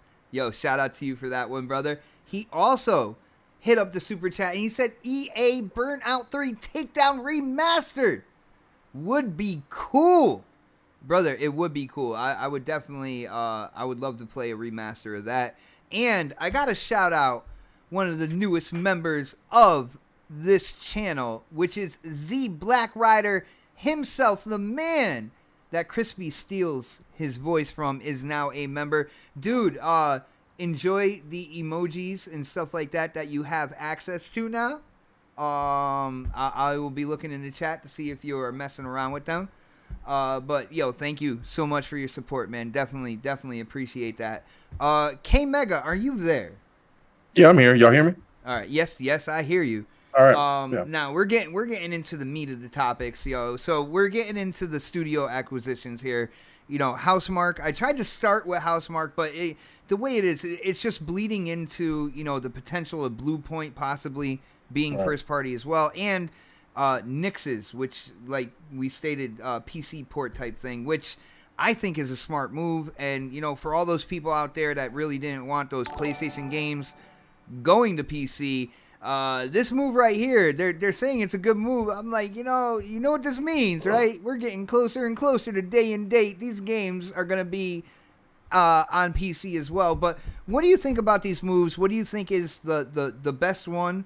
And and I know Blue Point, they're kind of stepping back away from that image that was shown. But do you think that Blue Point is in there somewhere, first party with PlayStation? Well, I mean, if we go by what the rumors are, then Blue Point would definitely be the best, in my opinion, because it fits the strategy of what PlayStation wants to do. PlayStation doesn't want to do the backwards compatibility thing. They want to do remasters, remakes, and now, if you've noticed, they have the new terminology, which is called the director's cut. So that they already got their plan set. But if Blue Point is one of their acquisitions, which our boy Cali Rex, he's pretty much adamant about. Look, it's not finalized, so they can't say anything. Now, I agree with Crispy and a lot of other people. Listen, I didn't see ZeniMax. I didn't see Bethesda. I didn't see, I mean, we've seen some studios lie. I mean, I think it was Obsidian that just came out and basically says, "Oh, we don't know nothing about that. That's my first time hearing about that. We're fine the way we are." But I didn't see them change their bio. But that's another story. You know what I'm saying? So like that was kind of like an indication to me, like, no, we good. But anything can change. Money speaks. Money talks, bullshit walks. But Blue Point would be a definite one. My apologies, because me and Don did the Devin the Gamer the other night. We kept both calling it Blue Hole because we kept having mixing it up. And so we finally changed it at the end. But that's what Dark has. He's got a blue hole. Pretty much. No. Yeah, a deep blue hole. You know what I'm saying, for the looking for the black pearl. But anyway, but yeah, Blue Point would be perfect for what they're trying to do because, for instance, if you're looking for a game, a classic game, and we was breaking it down, and I was talking about some classic PlayStation games that I would love to see be remastered, or from Blue Point, which would be Mark of the Kree. That would be fantastic. Of course, there's a lot of people that talks about Legend of Lagoon. I say myself personally, Legend of Legaia. You could even go as far as doing Dark Cloud. There's so many great PlayStation classics that they can go and work on. I mean, now that's Capcom, but I mean, if they can work a partnership with Capcom and bring back Parasite Eve or something like that, that would be just great. But I think that would be the best. But since we don't know, then it's going to have to be Housemarque. So it's and so with Resogun, that was that was a popular game for them, of course. Returnal is a hit for the people who love the game. It's one of those games you love it or you hate it. But for the most part, there's a lot of people that don't mind the studio. It's got talent. I loved Ex Machina. I thought that was a dope game. So they have a lot of talent. They could definitely bring a different type of genre, different vibe to the PlayStation portfolio, which PlayStation definitely needs, because right now it seems like the roles have reversed, where Xbox was just looking like the bro shooter of, from last gen, from the ending of the 360 era to what a lot of people were looking at from, just Halo, Gears, and Forza for Xbox. Now Sony is now just being labeled as the single player console. And that is true. That is now their narrative, and they want to try to change that as soon as it's possible, because of the fact, but it takes time, and we'll start to see. Listen, PlayStation fans are going to be patient, but will the media and everybody else be as patient like people are hoping they are? Because if they don't come out with some multiplayer games here pretty soon, and all you see is these single player experiences, then people are going to start keep asking, where's the multiplayer? Where's the multiplayer? $70. For $70. So that's right here is where you got they have to start adding more to their portfolio, and definitely that's good for them. Another studio that I was hearing rumors from in PlayStationville is something that would shock the hell out of me, but it would make sense, would be Arc System Works, which is the team that makes Guilty Gear. I don't know how that would work per se, because they also work on DBZ Fighters, but DBZ Fighters is a Namco Bandai game. So like it would, I don't know how that would translate. And a lot of people just throw a lot of things and stick it to the wall. But again, the remake from Blue Hole again, Blue Point, the remake from Demon Souls. No, not Demon Souls. It's the not Solid Snake, but it's the what is that game? Gears. Yeah, Metal Gear. The Metal Gear remake that a lot of PlayStation fans has been asking for, and then thinking that might be something that Blue Point could do. Like that, it just all points to if you get those three, the two that we know for sure that they have, and you got Blue Point, then that's huge. If you add Art System Works, then that solidifies their fighting genre. Evo, they're one of the best creators of fighters right here, because of just the popularity of Dragon Ball Z Fighters. Guilty Gear is popular. It's not like a console seller or anything, but it is popular amongst the fighting realm. And then that would be a good grab. I think all four of those would be fantastic. But for people thinking that Sony is going to grow out and try to get a WB, if WB will start trying to sell off these games, it's not going to happen. Sony, I think it's now apparent that Sony is not in that stratosphere with Microsoft or Amazon or anybody else. Yeah, sure. Go ahead. Can I be messy for a minute? Just for a minute. Just for a second. Just for a split second. No. Just I heard that smile on K Mega about that too. why hasn't Sony picked up any VR studios? Oh no! Oh, this is bringing me back to what you said on Twitter. I mean, they got a $400 peripheral out there. They ain't made no internal games for it. They've been outsourcing it to everybody else. So like, why have they not picked up any VR studios? They're trying to grow organically. If they're they have the second iteration of their VR headset as well. Why haven't their first party studios created any VR games internally with the games they've made? Like, why can't I get a VR mode for Returnal or Ratchet & Clank? I mean, I'm just asking questions here. Maybe I'm being a little messy, but like I would assume if they got people buying these fucking headsets for $400 a pop, they would at least put a fucking mode in the game. In their bigger titles, like in their bigger titles, instead of letting people buy these little bullshit ass little smaller studios. Iron Man VR, baby, let's go. Yeah, who did that? Crap Gamer. No, yeah, he did that. But who made that game? Is what I'm trying to say. Oh, yeah. It wasn't. Sony, I'll give them credit because they're publishing a lot of these games because they have to. I mean, like, who else is going to do it for their own system? But like, I would love to see some internal VR games from their own fucking studios that they pay money for, and maybe even if it's just an experience within the games that they're making. Like I'm sure we'll get a VR mode for Gran Turismo. I hope, in air quotes. But like, why didn't we get like a VR mode in this latest Spider-Man? Or some of these other, like they're buying these studios, but they're not buying any VR studios. So I guess they're okay with just doing second party deals or publishing these games for VR. But like they're not. I don't think they're supporting the VR the way they should be.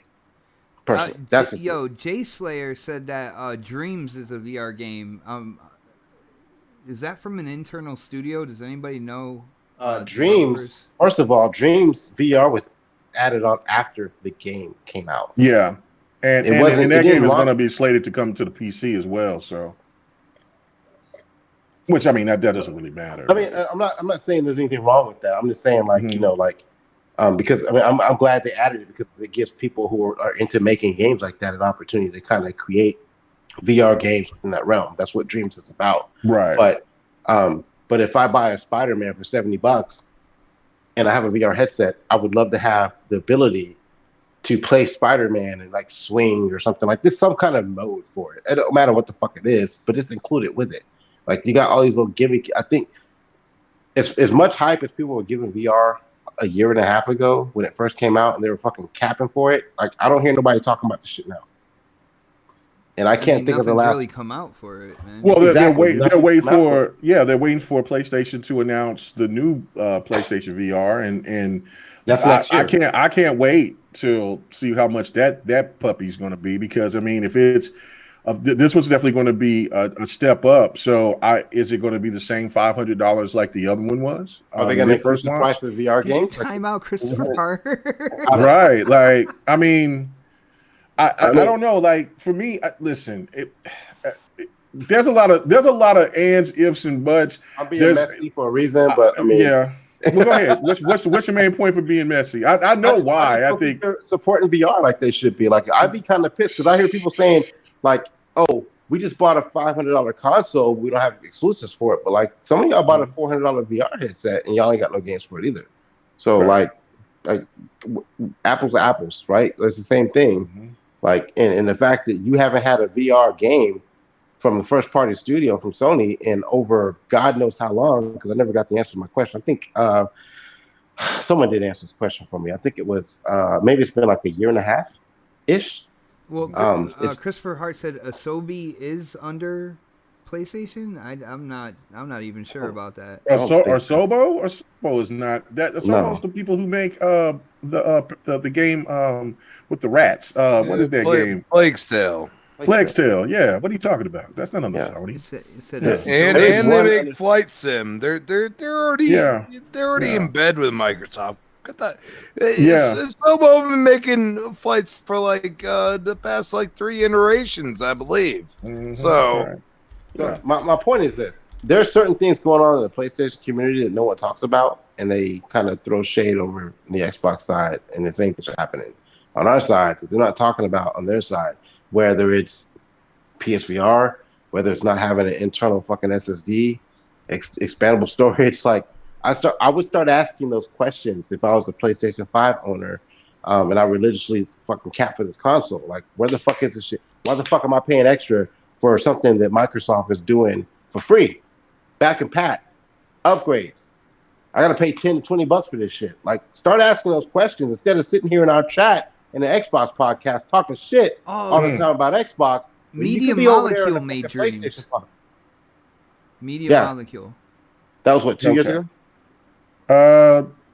Yeah, the game dropped out last year. It came out early last year. Yeah. There's been another game after that. I can't think of the name of it right now, but they got games coming. Project Spark was the game that came for the Xbox back then.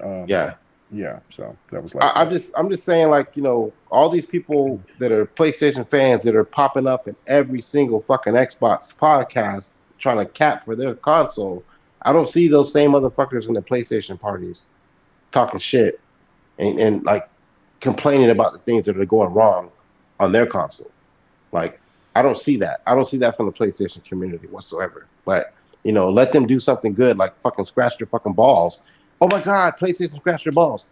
and it's all over the fucking internet. Like, come on, dude. Like apples for apples here. Okay. Like, if you're gonna cap on that side, you got to cap on the other side too. You got to fucking get the same energy on both sides. Don't sit here and act like keep that same energy. Keep that same energy. And it's not a Sorbo, it's a team Asobi, which makes the Astros Playroom and makes the PlayStation VR, the Playroom VR games. So, but the Astros Playroom came out in 2020, and the Playroom came out in 2016. So. I'm done being Dude, they make like demonstrations on new hardware. That's what they. I mean, you look at. But I would rather have that if I have a PSVR. At least have a demonstration than nothing. That is like, true. There's nothing. There hasn't been like you look at all the games they've come up with since the PS5 launch, and I don't think any of them except for Marvel, VR. Again, I may be wrong, but I don't really see. Like, you got Returnal, you got Ratchet and Clank, you got Spider-Man. What else did they come out with? Last of Us 2, I think, came out right before the PS5 came out. Like, there's no VR mode for any of those games. Oh, Spider-Man PS4 had a VR mode. They did, yeah. Yo, shout out to Z Black Rider real quick, hitting up that super chat one more time. He said, "Bot, make me green." F you, Crispy. And brother, I would make you green. I would make your name green, but I would have to take you off as a moderator. So if you want me to do that, let me know. But otherwise, that blue means you are a moderator. Yo, shout out to Elusive Gamer who is in the chat. What is up, Jamie Moran? He said, nice studio announcement today. Yeah, that's what I was going to get to next. That was what I was going to get to next was Nexus. And so No. You're fine. There's not you don't interrupt people that often, so it's fine. You know what I'm saying? That's because Dark. You're not me. Yeah, you're not Bot, and you're not Otter, and you're damn sure not Crispy. So. Oh baby, talk dirty to me now. Oh, I'll talk real dirty to you, bitch. Let's go. Anyway, so right, wow. The Nexus software. Is okay. It says right here, Nexus does not develop original content. Projects the company has worked on includes different games in the Tomb Raider series and Legacy of Kain series. Just PC ports.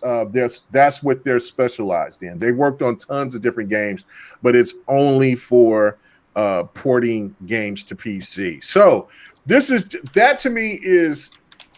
I mean, the writing was on the wall a long time ago, like Crispy was saying. Like, I mean, I've been saying this for years. I said this back, I don't know how long about, like, look, PlayStation is going to make this move. It just doesn't make any sense for Sony to leave money hanging out, just leave money available that they could make. They could make tons of money by putting their games on PC. There's a market for it. Why not do it? Microsoft is doing it first. Yeah, Sony's been copying off of some things of what Microsoft's been doing for a long time. So regardless, what's the problem of doing this? I mean, this was always a smart decision. There were people at one time that were pro Xbox centric content creators that were telling you that it wasn't right, it wasn't fair, it diminished the value of your console if you put games somewhere else. And now it's happening to the PlayStation, and you don't hear all that as much. You still have some people that dig their feet in the sand and still say that it devalues the PlayStation because they're putting their games over. But like you said, Bot, they're not doing it day and day. This is going to be pushing it to where eventually you can go through those trials where you get the denial, and now we're getting into the acceptance part. And then it's going to be the part where it's just, listen, I don't care anymore. I don't care. I don't even want to talk about it. We'll just ignore it because there will be some titles that will come over day and date. It'll be mostly probably the titles that aren't going to be very popular or, maybe noticeable at first. And then all of a sudden they'll just start gradually because the more money that they're going to try to make as much money as possible. See, the reason why like the bigger titles like Horizon Forbidden West and God of War and God of War Ragnarok will probably come a year or so later, it's because they can double dip their communities. They can. This is their version of. It's not a version of Game Pass, but this their version of like, look, we can go ahead and we can sell this game. at full price for $70 for the PlayStation community when the game comes out. Then 6 months to a year later, we could send this game over to PC and we'll sell this game for $60 at a full price, Ooh. $50 to $60. So then that way we'll double up our money by doing that. And then we can start hitting people up with these now what's called director's cuts, and then we can hit them up with the remakes. So get ready to start seeing these games start getting ported over to the PC like hotcakes once they really start getting everything developed properly. I don't see anything wrong with it. It's good business for them. I just don't like the fact that they will especially for people who like to double dip. Let's say that there's PlayStation fans who does have a PC and they want to play it at the best, and they have those high-end PCs that's better than the Series X and for the PlayStation 5, and they want to maximize and see it and show it off and see it at its best. Well, that person, if they want to play it day one, that they got to get it, they got to pay $50-$60 for it, which I think that's garbage in my opinion. But hey, it is what it is. The Play Anywhere thing is not Sony's bag. They're here to make money. So that's the strategy. So I mean, so any PlayStation fan that's tripping about it, you shouldn't. It's been stated, it's been shown. You already said that these games wouldn't happen. It is there. And now since they got this studio to do this, to help them port these games over, because they've been having some problems with some of these games porting over at launch, and so this will kind of smooth out everything and make it better for them. It just makes perfect sense. And so that could even maybe add even some kind of there could be some kind of other acquisition from PC that might want to just be strictly on PlayStation, and they might have a deal to where they can just only have games on PlayStation and on PC. So there's a lot of possibilities there, but again, it's the Sony diehards have to stop making these silly ass narratives to where it's only looking bad for one console, but it's not looking bad for the other one, when obviously they're both really doing the same thing when it comes to trying to make this money with putting their games both on PC. So I think overall, I mean, these are good moves for Sony. I think again, if they get Blue Point, that will be the winning ticket.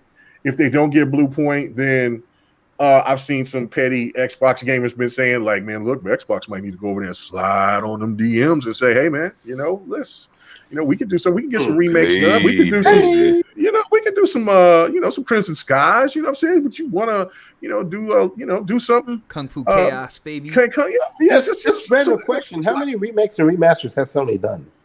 Too many. Over the too many, and they're going to do a lot more. A lot more, a lot more, Jack. A lot more. So, yeah, but it's a good deal. It's a good thing. It's not overwhelming, but it's a good look. At least they're getting different type of genre of games to be added to their portfolio, and that's the most positive thing about that, because PlayStation definitely needs it. All right. And, guys, we got to switch it up, because this topic I definitely wanted to get to. There's a man, Ian Garner, on Twitter. He is a developer, I believe an indie developer. And yesterday, he hit Twitter with flames. He was really angry. And let me just read some of this stuff. Ian Gardner, indie game developer. He says, okay, I am mad enough to burn some bridges, because honestly, what's the point of a bridge that I am not allowed to cross? He said, so here is a thread about quote unquote Platform X. I will not be defining Platform X, but it's the operator of a very successful console and does not have Game Pass. All right. So he goes in. Platform X gives developers no ability to manage their games. In order to get promotion, you must jump through hoops, beg and plead for any level of promotion, and a blog is not as good as they think it is. If Platform X doesn't like your game, no fanfare, no feature, no love. There is nothing you can do to fix this. He says, wish lists have no effect, so all your personal marketing means nothing to Platform X. All that matters is their evaluation. How is this evaluation done? Don't know. They don't share that, nor will they share the value they ascribe to your game. He goes on, so before you launch, you need to develop the game for Platform X. You need to get through their incredibly difficult lot check spread over 3 generations of back-end software. Submit a Platform X specific trailer. Write a Platform X blog. Submit multiple forms for social media. All right, and then goes on. For 3 and 4, you need to go through an account manager. When asked how to get an account manager, we were told, "I'm not sure. They are assigned by resources." And as we now know, there's no way to know what resource level you have been assigned. By the way, you cannot even do a launch discount without their approval, and it is very limited. That's right. You can't do the thing that every other platform does, meaning the Platform X owners will always get the worst deal. But don't worry. There's a way to guarantee you get featured. All you need to do is spend a very reasonable minimum of $25,000 to get featuring. And then 30% of your subsequent earnings. Wow. So I just want to throw this out there real quick. Who is Platform X? Because it's not the Game Pass. See, and that was my question at first, but Kotaku actually came out with an article saying that PlayStation basically charges $25,000 for games to be featured. 200,000. 25 to upwards to 200,000. Which is Kotaku, by the way. People, come on. Like, I gotta give them credit. Like, they're just calling it like they see it, which is very rare. I'm not used to this. I'm not used to that either. But so I'm thinking, like, when I first saw this, I was gonna go to the panel because Nintendo gives like hoops to jump through and stuff like that. I think it was the $25,000 that really I'm like, like. And then when he said that the console that does not have Game Pass, Xbox and PlayStation are always intertwined together, right? So when they mention that this console is the one without Game Pass, it takes you to automatically start looking at PlayStation. Am I right on that one? Like, yeah, right off the bat, because they're always intertwined together. This whole basic console war BS and everything like that. It's always like Xbox and PlayStation, and Nintendo does whatever they want. Well, I love that he called it Platform X, by the way. Yeah, like really mess with people. Give a curveball there a little bit. Right.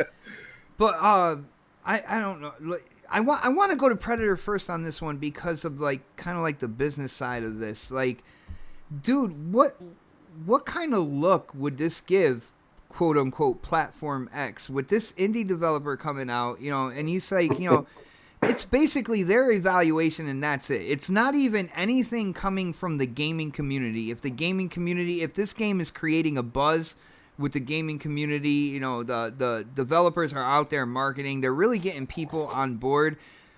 Platform X does not want to hear it. It's their evaluation, but you can get featured if you pay anywhere between $25,000 to $200,000. Dude, what do you think about this developer coming out with this, and then the information that he shared with us, man? Well, I mean, we don't really get to see these deals that are done with these companies, whether it's Microsoft or Sony. But like, we did kind of get a little glimpse of it over this little court hearing we had. Was it like a month ago, maybe? When they were kind of Apple versus Epic, yeah. And we started seeing like some of these deals and how shady they fucking are. Like, and don't get me wrong, I ain't sitting here trying to pick sides and say Microsoft doesn't do it and Sony doesn't do this. Like, I think they both kind of have some stuff in the works behind the scenes. But one of the things that stood out to me, and I think we had it on the podcast before, like how Sony was basically saying, do not put this game on Game Pass. You can't do this ever in the history of your life. You know, like, and like that right there is like, why would you hinder another platform? You know, like, so like for them to take money out of someone's pocket like this to market their game on their system, I believe it. I think it's legit. Like, this is like a guy just being pissed off. Like, I mean, and I'm sure if other people could speak out on something like this, they probably would. I'm sure there's an NDA or something like that. His game's not going on PlayStation anytime soon now. Oh, fuck no, not now. But and he's just like, fuck it. And that's probably the reason why. And the thing is, like, I would love to sit here and talk to Cliffy B and see what deal he got with Lawbreakers. You know, like, what made him just say, fuck Xbox.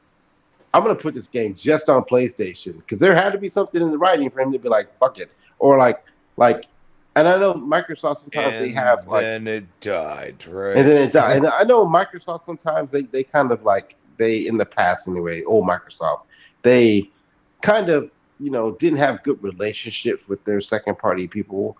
But I don't think it was to the extent of this, where they were like, you want to work with us, we're going to take $25,000 off the top, plus 30%, plus, you know, we're going to slap your mom and kick your dog. 30%? Like, what? Like, I don't know if that was, like, I don't know if that's a thing on the Microsoft side. And like, because I don't hear about any shady practices like that. You hear there's kind of like some mixed, you know, feelings between people, but like financially, I've never in the history of me gaming have really heard any of that kind of language coming from Microsoft. That side of the camp, even with Cliffy, with Donnie, like, I know he was cutthroat, but like, you don't hear it. And now we're starting to hear that. And again, I'm not saying it never happened back then. I'm just saying I didn't hear about it. And we don't typically get to hear these deals. But lately we have heard them. And I'm just like, what the fuck, man? This is some bullshit. Like, this is like if I was a developer of a game, I would just make my shit on the fucking ColecoVision at this point. I mean, like, you gotta take how much from me from the jump? And I like, oh nah, bro, I can't do that. Like, with Cliffy B made Lawbreakers, he's like, I gotta pay my people. I can't do this game, you know, without like. I think with Game Pass, like, that kind of negates some of that bullshit. Like, they go into the door and they knock on it and say, hey, you want to put your game on Game Pass? How do you want to do it? Do you want your money up front? Do you want it on the back end? You get to set your own deal. Yeah, they said every deal is different. Like, every deal caters to the developer. Yeah, like, they can say, hey, we just want to put it on there, and we'll take, you know, you can take a 20% cut off the top. You can pay us now so we can finish the game, put it on, like all that's, it's different with each game. They get the choice. If your only choice is $25,000 to $100,000 and 30%, that's not really a choice. That's like, you know, like, so that's from the business aspect, you know, like, and I think they think, like, in their mind, and like people, we always talk about how Sony, they get the big head, like the last, not the PS4 gen, but maybe the PS3 gen, when they like, you know, fuck it, we're gonna sell this console for $800,000, and y'all gonna buy this shit, and like, so like, and the 360 took over. Like, I think in their mind, they're like, we're the market leader, we can do what the fuck we want, and you want the 100,000+ subscribers that we have on PlayStation, then you're going to come over here and you're going to do what we want to do. And that is the exact wrong approach. Like, if you're trying to boost up, and mind you, PlayStation, at the beginning of the PlayStation 3 gen, they were all about the developers. They're all about those second party games and those young people trying to get their game out. Yo, beginning of the PlayStation 4 generation, it was the indie station. Remember? Yeah, they were loving indie indies. Station, exactly. They were putting all the indies on there and shit. And now something changed. And like, I don't know what happened over that time period. You know what happened? They got the big head because they got the big head because they got the game. They had the time to develop their games, their first party studios. Yep. And then once they started dropping, they didn't need indies anymore. Yeah. Remember what game was that with the fucking spaceships? Fuck. Oh, No Man's Sky. No Man's Sky. They were all about No Man's Sky. When that game flopped, they're like, get the fuck out of here. You know, they're like, No Man's you got Sky. God of War coming. You got God of War coming, bitch. We don't need you no more. And they kicked his ass to the curb and threw him under the fucking bus. And he made the game better, and he put it on Xbox, and he made it better, and he's still updating the game. And you don't hear No Man's Sky talk on PlayStation anymore, like that. Like even when they do updates, it ain't about like what we do. It's about all the systems at this point. And I think that guy learned a valuable lesson. But like they were all about the indies before, and now they've kind of shot away from that because again, like I said, and K-Mega reiterated, like they got the big head.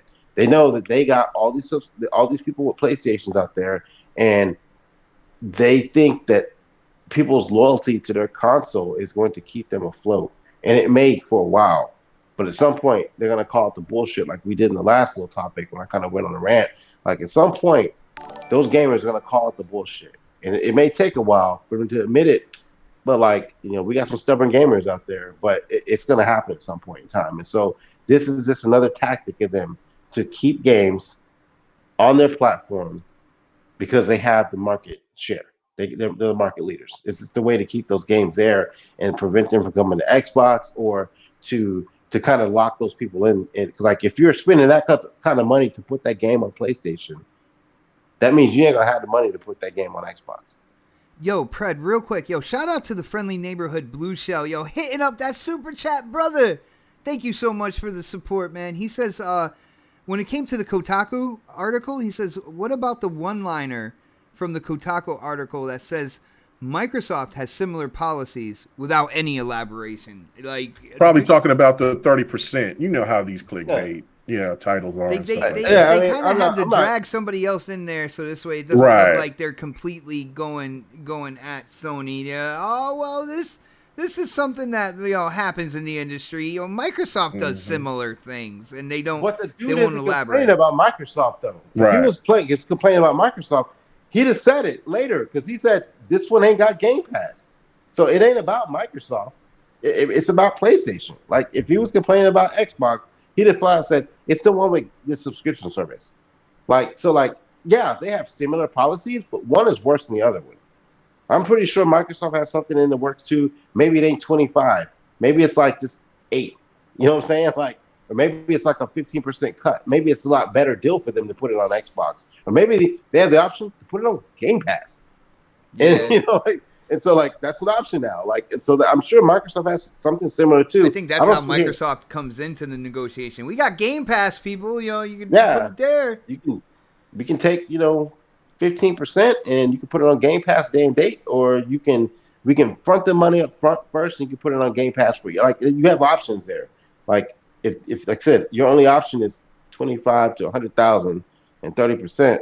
And that's 200,000, sir. 200,000, and that 200,000 can be based off of how good the game is. Like, let's say a game like this shits and giggles. Let's say a game like Battlefield.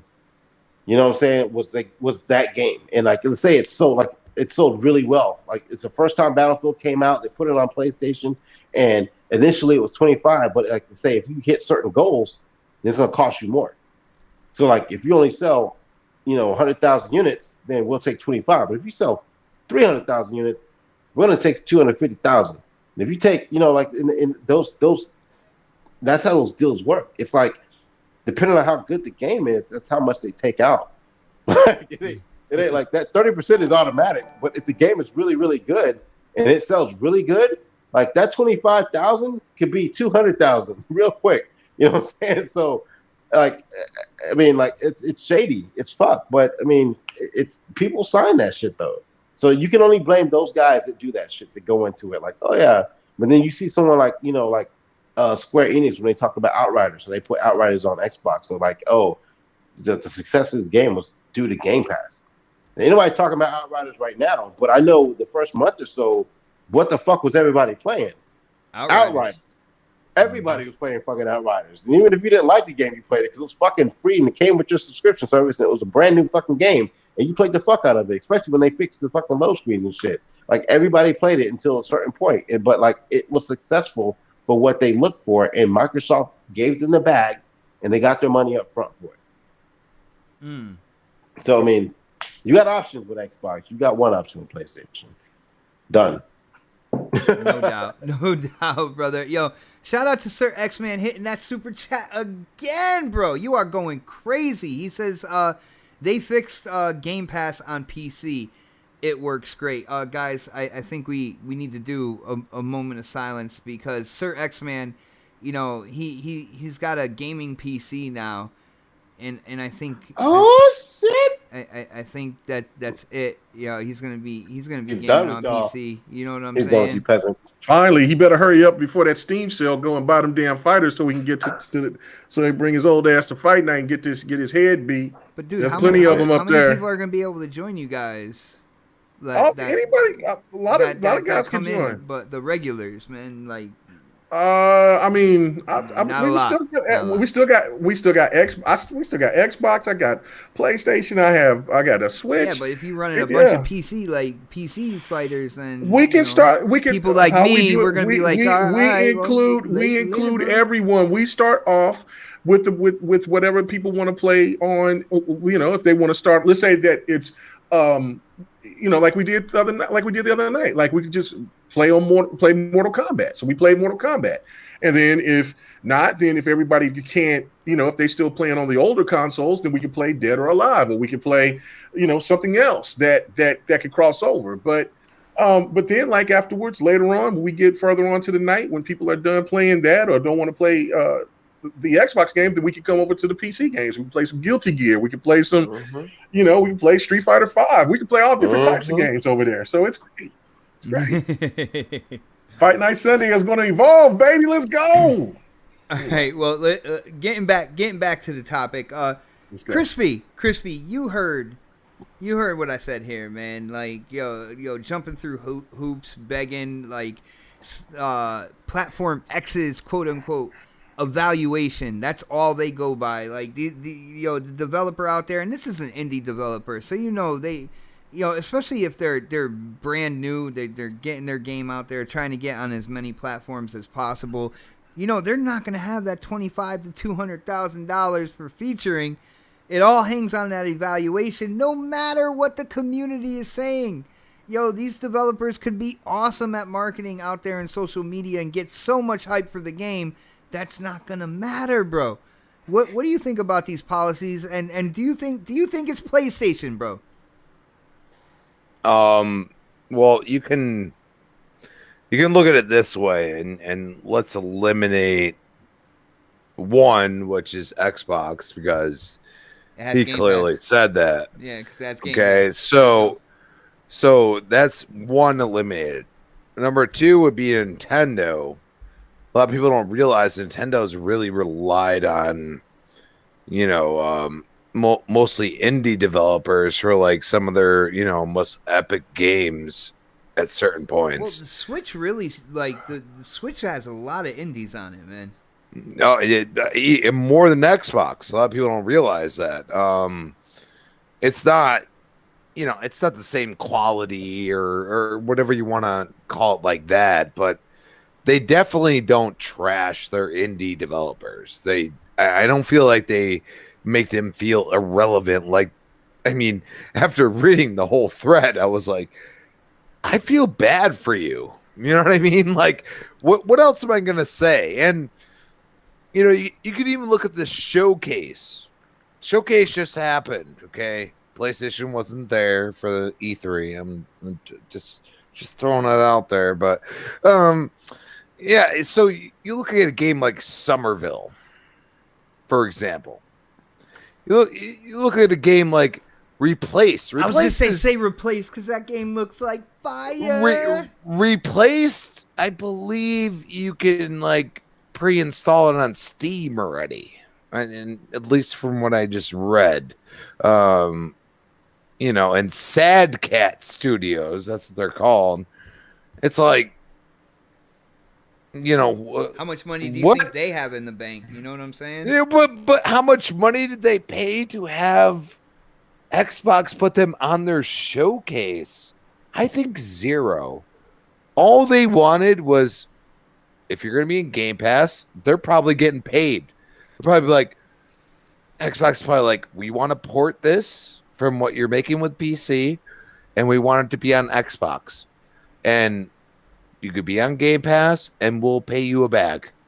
Like, for them, a bag. I'm not saying it's hundreds of millions of dollars.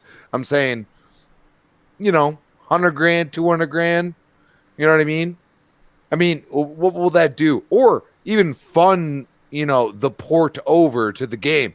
I mean, Dude, Phil's been pretty. If they get 200 grand from Xbox, then they can go over and get featured on the PlayStation Store. But you know what? That's the weird thing. I don't feel like Xbox gives a shit. It's gonna be day and date in Game Pass for a period of time.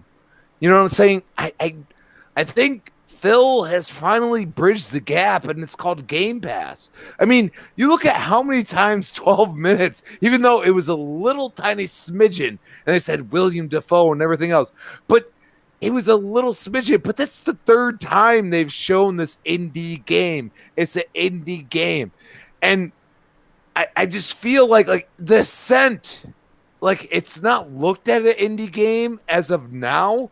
But when we first saw it, that's the first thing we thought. And the funding involved is probably indie game status.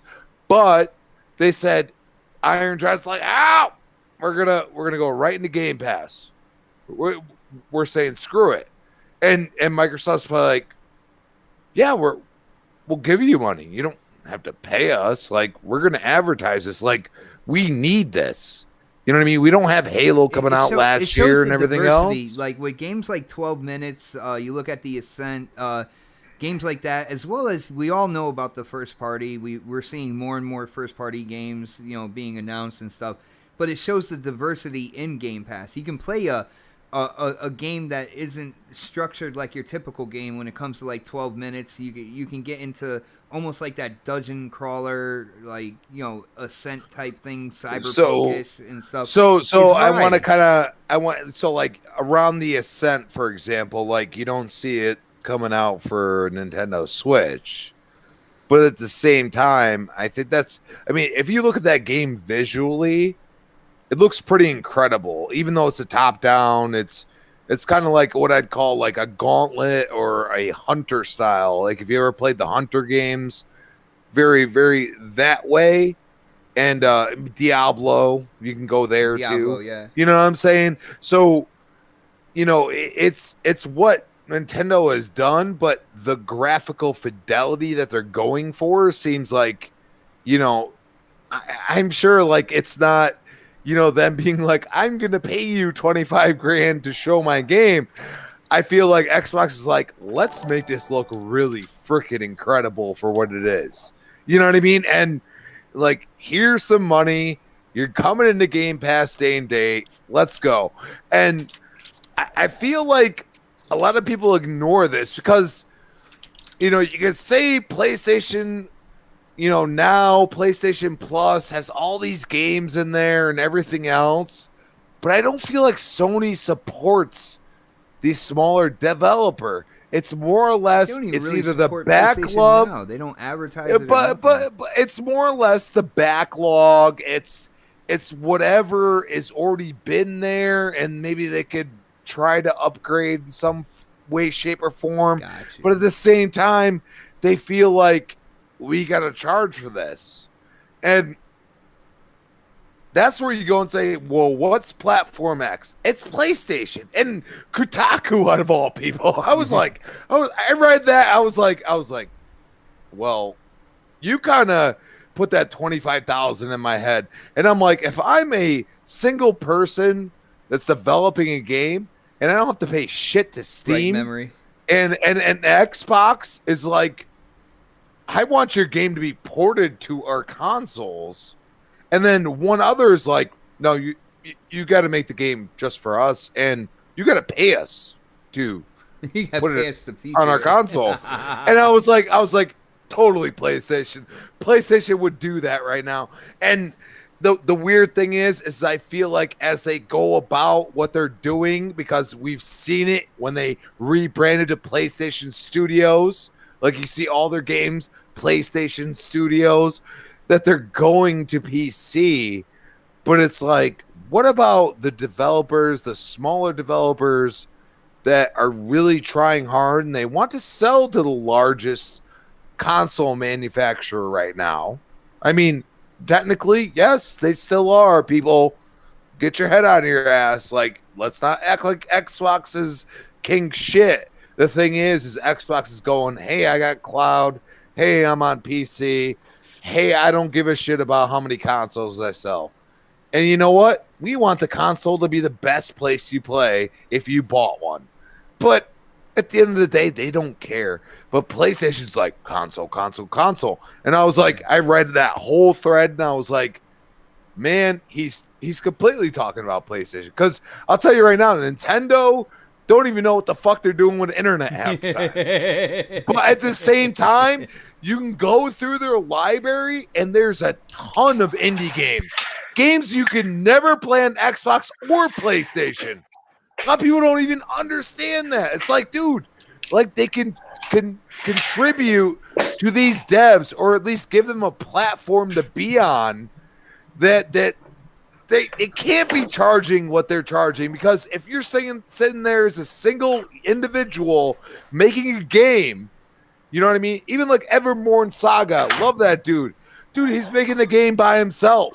You know what I'm saying? Mm-hmm. And he's doing what he's doing. But you go and say, hey, bro, you got to pay $25,000 to get advertisement and all this other stuff on our platform. That motherfucker gonna look at you like, I got better. I'm sorry, dude.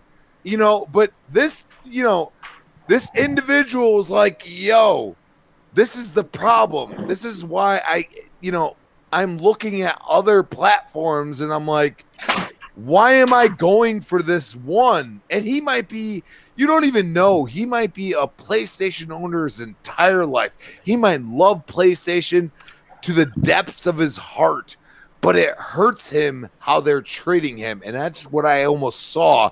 And what is it? Freaking, I felt like 10 freaking threads of him talking about this. And I'm like, why does he need to do that? Because he's physically hurt. That's what I feel like. And I'm like, there's a problem with that. I'm sorry. You know what I mean? Yeah, I mean, he's feeling locked out, especially monetarily, and then kind of like the processes that are going on over there at Platform X. And I actually, I applaud him for doing that. Like, is it gonna hurt him? Obviously they're not gonna take any of his games on that platform from here on out. He's definitely blacklisted, but to put it out there that's what's going on. Sometimes it takes a person to do that, to get people talking and kind of, maybe kind of get some change budging over there, because that to me sounds absolutely ridiculous. If you're dealing, I feel like when it comes to like indie games, like there should be a process when it comes to indie, and there should be a process when it comes to like established publishers, developers that, the bigger budgets and stuff like that, because this platform that's doing all this, like, it's kind of strangling its own library this way. People might be like, well, yeah, we'll still put on the game, we'll still put the game on this platform because maybe somewhere down in the store somebody might see it or whatnot. But to basically have no chance of promotion unless you're forking over kind of like wads of cash, like I don't know. That's and that's where I go and say, for that person, those small wads of cash that we look at as a huge company that is telling them to do that, those small wads of cash are huge to them, yes. And that's sad. It definitely is, brother. K Mega again. I saved you for last, man. I don't know. It just seems to be the rotation right now. But dude, you heard what I said. I posted the thread in our DM as well, so hopefully you had a chance to read it. But dude, what do you think about these processes? Do you think it's PlayStation? And what do you think about this developer? Like, how frustrated must he have been to kind of put this out there? So I think he's blacklisted now. He's not going to have his game on that platform. Yeah, he might be pretty much blacklisted. I mean, for him to say it direct but not direct, it might, there might could be some kind of work through or workaround, but for the most part, you could tell that there was a boiling point. And I seen it yesterday on Twitter, and was going through it and reading it, and there was other developers that was actually co-signing what he was saying. So, which kind of it's what I was trying to say, and what we were also trying to say with at the last topic, is that how Sony is getting that big head, and then they also want to make sure that certain games don't make it over there to the Xbox, where they have so much, they put so much resources and money into what they're going to put on PlayStation, because PlayStation is the market leader, and therefore, they want to get more eyes and all that on there. Well, Game Pass is a game changer because it makes developers have to make a decision like, well, man, I know that there's more PlayStations out there in the wild, but I will have more eyes on, to have potentially mess with my game. Play my game. Yeah, we'll play my game, and then I could get more revenue and get some of this money back if, because I've seen that there's been some success stories. And so that right there is why I think when you go to the Apple and the Epic store, the Epic court case, it just kind of brings out the nastiness within the business. And remember, Xbox tried to do an ultimate cutthroat move by trying to lower that 30% to, I believe, 15, which would have shook everything up. Because basically what that would have done is kind of reversed everything. Like, look, we'll only charge you 15% and you got Game Pass. You can't, there's no reason for you not to bring your games over. And that right there would have put PlayStation in a crazy position, because then they would have to lower their prices. And PC, PC is PC, so it is what it is. But I think why Xbox was trying to do it is because Xbox wants it to be like PC, pretty much, because PC has so many different games. Like, there's going to be some games that's never going to make it over to PlayStation or Xbox or Nintendo. So Xbox, I think, wants to try to not only help the smaller developer, but also have those unique games come over and be the only place where you'll see them at is on Xbox. So that's why I think that they were trying to do the cutthroat move. It didn't work out for them. But again, listen, I mean, if you're at a point to where you pissed off and you worked hard to try to get this game, you already put all your resources. It'll be so a lot of people. I know developers make a lot of money. Some of them don't, but some of them do. I mean, I've talked to some of these guys when I did an interview for two particular games. One was let me look at that game. Life Slide. I knew it was Slide, but I couldn't think of the first thing. It was Life Slide.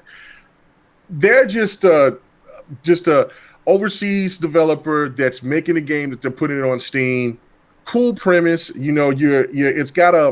reminds you of like Flower, but you're playing with a paper airplane. And within that, there's like some kind of story. I said I was going to show that gameplay. I'm probably going to, because I got gameplay of it. I'm going to go ahead and probably put it on for GRG tomorrow, let people see it. But really cool game. But again, you go and try to put that on PlayStation, because I asked, could that game come over to PlayStation and come over to Xbox or to Switch? It can only go on to Steam, because they only have so much resources where they can put these games at, because they're a very, very small studio. I think they said it was only like 8 people that was working on that. So if you think about the time that they put in, the resources that they put in, and plus, trying to get as much advertising as they possibly can, the money that they put on that, and then you go to PlayStation and say, hey, I would like to put this game out here. Okay, cool. This game looks like it's got some potential. All right, well, can you put this one of the indie games that you want to that we want to have people put their eyes on it? Well, that's going to cost you $25,000. Whoa, you know what I'm saying? And listen, we don't know what Xbox does, but if that's the standard, if what is $25,000, or obviously it can't be the standard, because he wouldn't be bitching about it. So obviously it had to be lower than that. Maybe it's just the 30%. And maybe like what Fred was saying, maybe like 8,000, something like that. But you come and you say I want 25,000, and then you got to give me 30% of that. Then damn, that leaves you in a bad position just to start off. That already puts you in a hole. And then like what everybody else has been saying, that look, that's also keeping it away from Nintendo, and it's also keeping it away from Xbox, because if they don't get the money that they were trying to get back, or recoup that money back, then what do you think is going to happen? That game is either going to die, fade away, that studio is going to go away, or that game was just going to do just enough to where it maintains on PlayStation. That to me is, I mean, it's a dirty ass tactic. But it's smart in its own way. And I don't know, man. I really do feel bad for the smaller developers, for when people just say, well, look, they make plenty of money, but man, when you talk to some of these other people out here who's just getting started or just trying to build something, and it's, they're on the grind, they're trying to, get something out there, and to get gouged like that, yeah, I think that would definitely make some people really pissed off. So it's tough. It's such a huge turn from like the beginning of the PlayStation 4 era to see where they've possibly gone in terms of like indies, smaller studios, and the games that they were creating. When Sony's first party, and this is me just basically assuming Platform X is PlayStation. Like to me, it's almost like a no-brainer that's what. Yeah, it's a no-brainer. Yeah, but when Sony didn't have their first party ready, they were all about the indies, the Resoguns, the No Man's Skies, stuff like that. They were heavily promoting them and all that good stuff. As soon as they didn't necessarily need them anymore, all of a sudden, like you don't hear anybody talking about how great PlayStation is with indie developers now. You don't, and you won't, and that's the problem with the stands in the PlayStation community. Not the, again, I hate that I have to reiterate this every time that I say this word stand. It's saying like PlayStation fans, the true PlayStation fans out there that just play games and just love PlayStation. We're not talking about you, but the stands, the loudest ones in the room that always voice about PlayStation, they're the ones that always will cater and dictate. And yeah, I know there's Xbox gamers that do it too, but listen, I don't block a lot of people. I read and I assess, and I just kind of, and I don't try to jump into the fray if somebody says something, even if it pisses me off. I'm just kind of like, whatever. But they are constantly always trying to always want to have a leg up. It's very few times where you'll see the PlayStation community just say, look, Sony, you fucked up. You have to do better. It is. You would see a pig fly before you would see that in most cases, man. And so, I'll go and say this real quick. There's only one console with a dev mode right now. True, oh. and I mean, right, and that's, listen, Xbox had their shortcomings, and because of the fact that they got their ass kicked by Sony last gen, it opens up a lot of possibilities. But let's not forget who started this, and it was Microsoft. Starting with the arcades, they were the ones that brought the indie scene big on Xbox. I mean, on to the consoles, and so Sony just capitalized on it because, like I said earlier, is that they needed enough games to sustain them until they got their first party, second party lineup, and then after that, they just kind of like, we still got some love for some indies, yeah, of course, but. They're going to have love for indies that they're going to give big money to. And the one reason why I think, because I don't know, was it Fred or was it you, Crispy, that talked about that Lawbreakers. I seen Don in the chat earlier, and he was like, Sony paid them up front. So because of course it was his big name, and also just think about this, he's the maker of Gears. And what is a good slap in the face to Xbox is to have it's the mind share on top of the fact that they gave him money up front, and to say that this was the maker of Gears and he's putting his game on our platform, not on the other ones where he made Gears. That's what was the whole thought process. But the game didn't roll over because of the fact that it was a multiplayer game. Just want to throw this out there. a lot of people don't realize that Cliffy B left last, and that's why Rod left way before Judgment. Cliffy B was completely enveloped in Judgment and thought it was the greatest game in the world.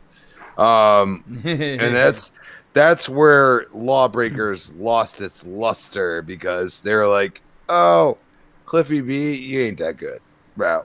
Just saying. Again, that isn't a PlayStation type game. Listen, you can sit here and like SOCOM is a PlayStation game because it has older PlayStation gamers familiar with that type of game. But you can't bring a Gears-esque type of game over to PlayStation and expect PlayStation fans to like it like that. It wasn't a Gears-esque type game. It was almost Destiny, bro. Like, I know what it was. It was arena like shooter or whatever. Yeah. I played it a couple of times. It wasn't a bad game. I thought it was decent. Yeah, I didn't think it was bad. I didn't think it was bad at all. But I just think because I like the custom the characters. I thought that they had a good slew of different type of characters. It had some balance. It's just that game would thrived on Xbox a lot better than where it did. But again, that mind share is what did it, and what got it, because there was more eyeballs, and of course Xbox still was getting looked at for being just almost being just being Xbox, right? So that's all changed now, but it's still the problem that even with me, as much as I love fighters, and it confuses the shit out of me that, like, man, look, or just with what's the game right here? I'm thinking of okay, like Persona, for instance, other games that's out that's only just on PlayStation, and they don't sell like gangbusters. Persona is doing better because of Persona 5. But when you look at it from like for Guilty Gear hasn't been no console selling. Like they sold 300. It kind of makes you wonder, like, when we talk about some of these games that don't make it to Xbox, is this the reason why? Like, when you see some of these Japanese games, right. I mean, like, they always throw the excuse that well, Xbox gamers don't play these games. Well, we don't get an opportunity to, because maybe they had to pay this fee. Exactly. And they can't decide. They can't make the game for both systems when they have to make it for one, which they think is going to be the market leader platform. They think they can make more money off of it, and that or they do make it for Xbox, but it comes later after they finally make their money back from this deal they've had to do with fucking Sony to get the game on their console. Right. Like, and then I think it's got exposed once Yakuza came over. And actually, because that's been that and then like with, I don't know what Kingdom Hearts has done, but I obviously I think it did okay because they ported over the rest of the Kingdom Hearts games. Now, because remember they started with Kingdom Hearts 3, and then a lot of people was asking, well, why would you just bring 3 and you don't bring the rest of them? Well, they eventually did, but Yakuza is the biggest success story so far because it's an Xbox favorite. You know what I'm saying? Japanese title. A lot of people are now invested in the Yakuza. And so that right now, I think that the big lie of whatever was being said at Sony headquarters to whoever else from other Japanese studios were probably like, oh, look at these numbers. People aren't buying these games. You even hear other YouTubers and content creators talk about, nobody plays those Japanese games. They can't stand those Japanese games and all of this and that. And so that stuff gets around. And then so they're like, well, the hell with them. We'll just keep it here on PlayStation and maybe send a couple to PC and to and some to Nintendo. But now they're using stupid games like Balan Wonderland or whatever as a metric, right. And then they see it didn't sell well. They're like, oh, see, we put this Japanese game on Xbox. It didn't work well. Well, like you put the wrong game on Xbox. That's why. Well, no, if you put the game in the Game Pass, I guarantee you the thing that's the thing where they don't feel like Xbox gamers have the diversity as PlayStation gamers does. And really, and if you think about it, PlayStation gamers, not all, they're not as diverse as some people think, because if you go over to it, like they're always talking about like single player experience. Xbox gamers play all different types of games. I mean, PlayStation, there's some PlayStation fans out there as well, but there's a lot more diversity out there at Xbox than what people think. You just got to let them have the opportunity to get their hands on the game. It's just that those prices is so astronomical. Like Attack on Titan, I want to play that game. Dude, so I want to play that game so bad ever since I went through the season. I'm not paying $60 for a 3-year-old game, and I'm not paying $40 for a 3-year-old game. If it's not, it should be at a price to where it's like $20, and if it's $20, then I will definitely buy it, and then I'll get all the DLC for it. You'll still recoup your money from it. But if you're going to show me something from 4 years ago, and then that shit is still $60, it's in the bushes. I'm not doing it. You're not going to hustle me like that. Let's look at it this way: you can get MK11, like most of the DLC, for like $20. Think about that. Think about it. Right. That's what I'm trying to say is that their models is just so different. Like they're trying. I understand that they want you to invest into their games and they want to make as much revenue as possible. But then, damn, your game is sitting on 5 damn years old, and you're over here still trying to ask for $60. You asked out, especially with, what I'm saying? That's just not happening in other places in the world too, where games cost more, like in Canada, Brazil, and other places like that. No, you're just not going to win like that. You're going to have to drop those prices down. And that's why I say like Game Pass is just the ultimate thing. So I guarantee you, I don't know if that's going to happen, Fred, but if that Wonderlands game goes over to Game Pass, I guarantee you there'll be an uptick in sales because there will be an audience that wants to play. They'll buy that game after they get a chance to play it. That's just the way that it works, and I think it's the perfect system. So, I want EX Layer, I want Guilty Gear, I want all these other fighters to come over to Xbox, but because of maybe what we found out about what Sony's doing with these smaller developers or with these smaller games, they might be just putting the pressure on them so much that they can only make it for that console. So it's unfortunate, but I mean it's a smart strategy for PlayStation overall. Well, when it comes down to it, we've seen from the beginning of the PlayStation 4 era that kind of like guerrilla tactic marketing, kind of like a strategy that will go against what they feel is their competition. So it's not a stretch to see them doing things, like we saw with the Apple and Epic lawsuit. Don't put your game into Game Pass is part of their contract or whatnot. It doesn't surprise me one bit. It's one of the reasons why it took me so long to get a PS4 to begin with, because I'm not down with those tactics. Are those will those tactics help you business wise?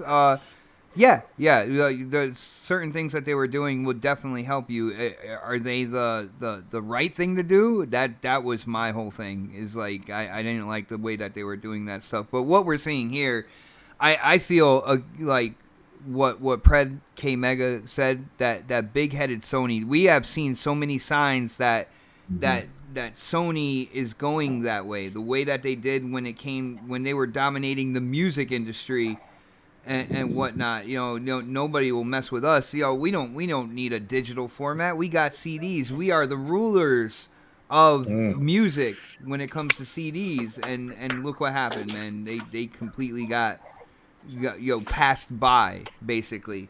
Yeah. The game filter said Cliffy B made Lawbreakers as his new version of Unreal Tournament. That's not a PlayStation game, bro. And everybody knows that. Now listen, it's not out the realm to try to think of that you can, since there's so many people that so many consoles in the wild, that you can break open and get an audience. But the fact that, I don't know, that just screams more of Xbox. When you think of a shooter, when you think of you holding the gun, walking around shooting people, and what console do people pretty much think of overall? Xbox.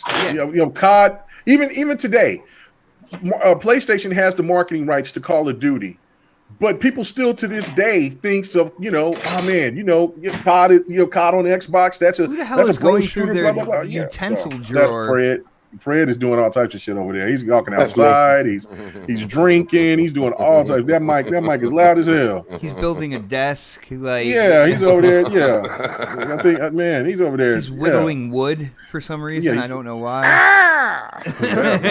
He's man. Yeah. So, but yeah, I want to make one more point that we were talking about in the last topic. Not this one, but the last one. Another reason why I think that why they got that studio, the Nexus or whatever, for the PC port, is because if you think of it, they're going to need to find a way to get that extra revenue once they stop porting over games from the PlayStation 4, porting their games over to the PlayStation 4. So the best way to do is to get revenue from the PC community because it's going to eventually stop, after maybe the 4th, 5th year. And then games are just going to be strictly on the PlayStation 5. And then the best way to try to recoup that revenue, because you can't put those games on PlayStation 4 anymore, is to put them on PC. It's funny because, we heard Jim Ryan talk about, he believes in generations and all that stuff. And we've seen ports going PlayStation 5 games over to PlayStation 4. One thing I haven't seen anybody bring up, like Sony has done this before. When it came to the PlayStation 2, which is their best-selling console, they supported that sucker for years into the PS3 as well. And it's because it was their best-selling console. They had so many people that still had PS2s at that point in time. Like, why would you not, make money off of that and still have games going to that platform? And, so Sony's done it before. I don't know why everybody thought that they wouldn't do it again. Like, that didn't make sense to me. And it's like, well, they have a track record. Usually, you go with that track record until there's some monumental shift within that company. Are you trying to say something? Because we're talking about PlayStation 2 to PlayStation 3. We're talking about now PlayStation 4 to PlayStation 5. I mean, are you trying to say something? No, well, I pretty much spelled it out. Think about what I just said. Think about what I just said. One was the GOAT, the other quite wasn't. Oh, now think about what I just said. Yeah, I know. But PlayStation 3, there was a lot of things against it. They told people to get 2 jobs to get a PlayStation 3. So like, let's be real there. And what did Donnie Matrix say about the 360? Oh, we got one of those for you if you don't like DRM. Yeah, go. Time to go. Online. Yeah. I mean, these companies they have a tendency when they get on top, they have a tendency to put their foot in their mouth. Let's be real. Like it is what it is. But guys, I did not eat dinner yet. I think this is a good time. Hot dogs and macaroni and cheese, or is it? No, Justin. You know what I'm saying? No, my son cooked dinner, and we are having tacos, sir. We are having. Tacos. Okay, but there's some kind of hot dog. They're probably gonna have there's no hot dog. Thursday. Y'all gonna have like little hot dog juice, to lather it on your taco meat. Yo, I just want to say thank you to everybody in the chat again for coming and hanging out with us. We are here every Thursday. We start at 8 p.m. Tonight was one of those nights where I was rushing home from work. Every other Thursday, like I have to, I get out at 7 o'clock. I have to try to get here and get the show started by 8 o'clock. Usually it's a little after 8 or whatnot, but you guys are absolutely outstanding. Thank you so much for all the love and support. But like a 40-year-old with a comb over, it is time to get those plugs in. And, I usually go last to him. I think I went first last week, but we're going to go first with K-Mega. K-Mega, Friday night is coming up really, really quickly. And we know GRG, you got to let people know about your podcast and how you have mimicked our gameplay over here on Next. And of course, Whoa. yeah, yeah, you know I gotta mess with you, brother. Mm. But of course, you know, you're doing a bunch of things, you know, streaming, videos, all that good stuff, YouTube, Twitch. You got a long list of stuff. I don't want to go through it. I want to let you do it, man. Yes. Yeah, tomorrow night it's Omega 405. and the GRG podcast, the crew. Brother, I beat Come and check beat us that out. voice anyway. Yo, this show beat that voice because we have Master Chief in our intro talking about next podcast. I'm just saying. I got you. But I mean, listen, I personally wanted a female to advertise, you know, the GRG podcast and for, you know, my name. And so, but you don't know, I know this voice. I know this person who did the voice. You don't know Master Chief. You just, I've you talked know, to you Master Chief twice already. You talk to him twice, but do you know him? Do you know? Is it a homeboy? Is he a homeboy? He's an acquaintance. Okay. Yeah. Anyway, you know, okay, check out the GRG podcast tomorrow night, 8 p.m. Central, 9 p.m. Eastern, 6 p.m. Pacific, and 2 a.m. GMT for the people out there. I was going to say the old heads. For the people out here who likes to stay up late. We do have a guest. I'm still checking to see if the guest is still going to come, but we're going to make sure, you know what I'm saying, because it's supposed to be happening. I want to give you guys an apology already because I'm not going to give you too much new gameplay and all that other stuff because I got to go to the doctor in the morning. And so I'm not even going to worry about doing other stuff. So you'll just see a repeat of what you've seen last week, but the topics is going to be hot because there's so many other things to be talking about. So yeah, I hope you guys will come and check us out tomorrow night. Also, Fight Night Sundays, definitely do it. We'll do it. You know, we always want to try to do it a little early, but we never do. So we always do it around 10 o'clock p.m. Central. I want to do Fight Night, kind of extend Fight Night to Wednesday. Was it Wednesday nights or Wednesday Damn, you're gonna evenings? have Fight Night every single night. No, I'm not. I'm just extending it one more day because Sunday nights, a lot of people got to go to work, you know, and then we stay up really late and then we do it late. If we do Fight Night at an evening time to where we could get more people to come on and join us and so we do it on Wednesdays around 6-7 o'clock Central. So come on and do it. If not, then just watch me get in here and start beating some head in or get my head beat in. Now, Dude, I will tell you this. The country don't know Central Time, by the way. So yeah, they know a lot about Central Time. So anyway, let me tell you this. I played against Maximilian Dude in Guilty Gear Strive. I beat him in multiple rounds. Now, I didn't beat him. I didn't beat him in the overall matches, but I beat him in multiple rounds. I felt good about that because with a natural player that I actually played with. I think if I played with Chip, I might have a better chance, but I was playing with the little chick that has the dolphins and all that other shit, and I was trying to figure out.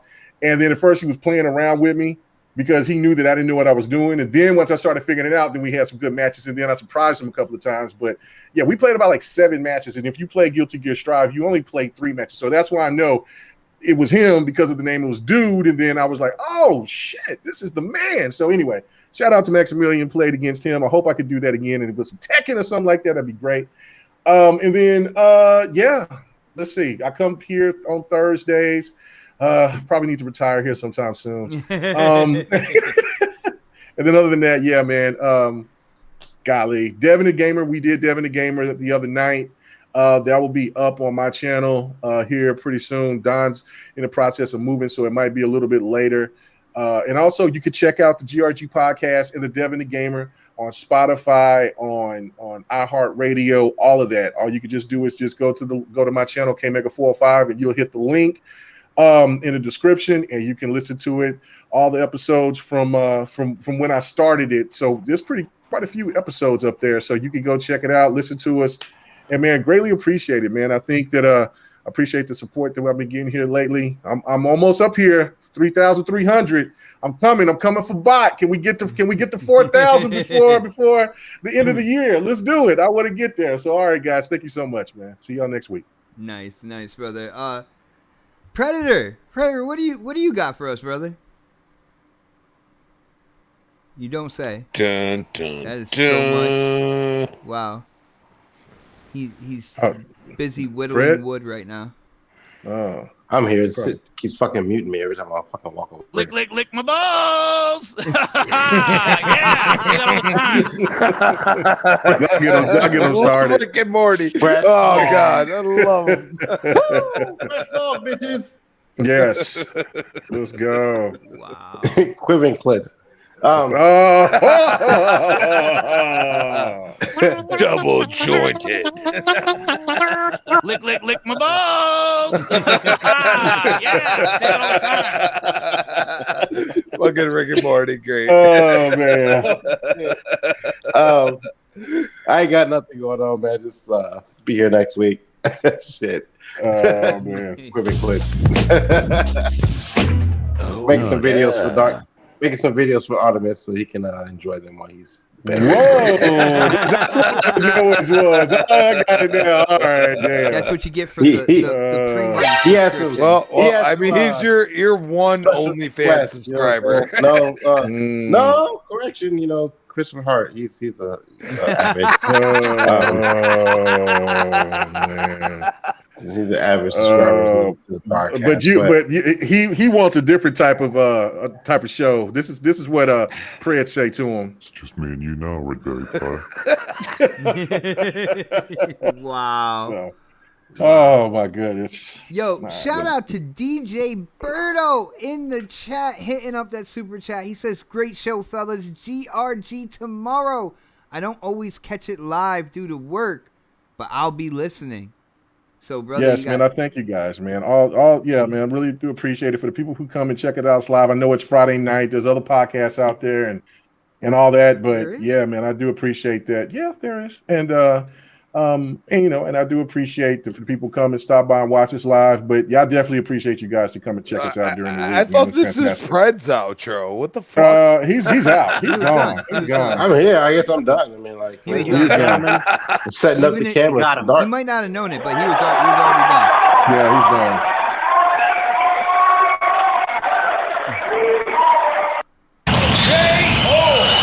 Good night. Holy shit. I will smack you in the face to do that shit again. Okay. With my diaka. Whoa.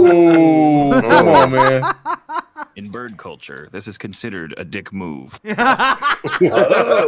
my dick does move. Just for you, baby. Oh, man. Where's this show going, man? We got to get out of here, man. Listen, I don't know. See, I didn't think Dark would have been the anchor to reality here, but you know, maybe I don't know. But yo, Crispy, you are on other shows. You do your thing other places. You gotta let people know where that is, and of course, you know, you gotta let them know that they can play Gears with you as well, bro. Finish him. I don't recommend that, especially you, bot. It doesn't work out too well for you. How do you know? I don't think we've ever played. I know, because you won't. You refuse to. See that right there. I'm doing. You refuse to. I've already had other people ask you to play. That's bait right there. That's bait. All right, I got you, man. What do you got for us, bro? You know. I'm not Tom Hardy. I mean, apparently you are, because you know that's bait. I mean, that's the perfect one. But yeah, at Chris Baum on Twitter, Chris Baum 28, Xbox Live. And the only thing I have going on is next week we have the Retro Renegades Tuesday night, 7 p.m.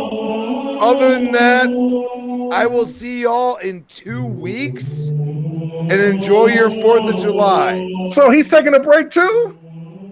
I am gone until 2 weeks from now. He's going to upstate New York. He is going camping on a place called Brokeback Mountain. I don't know where that is. It's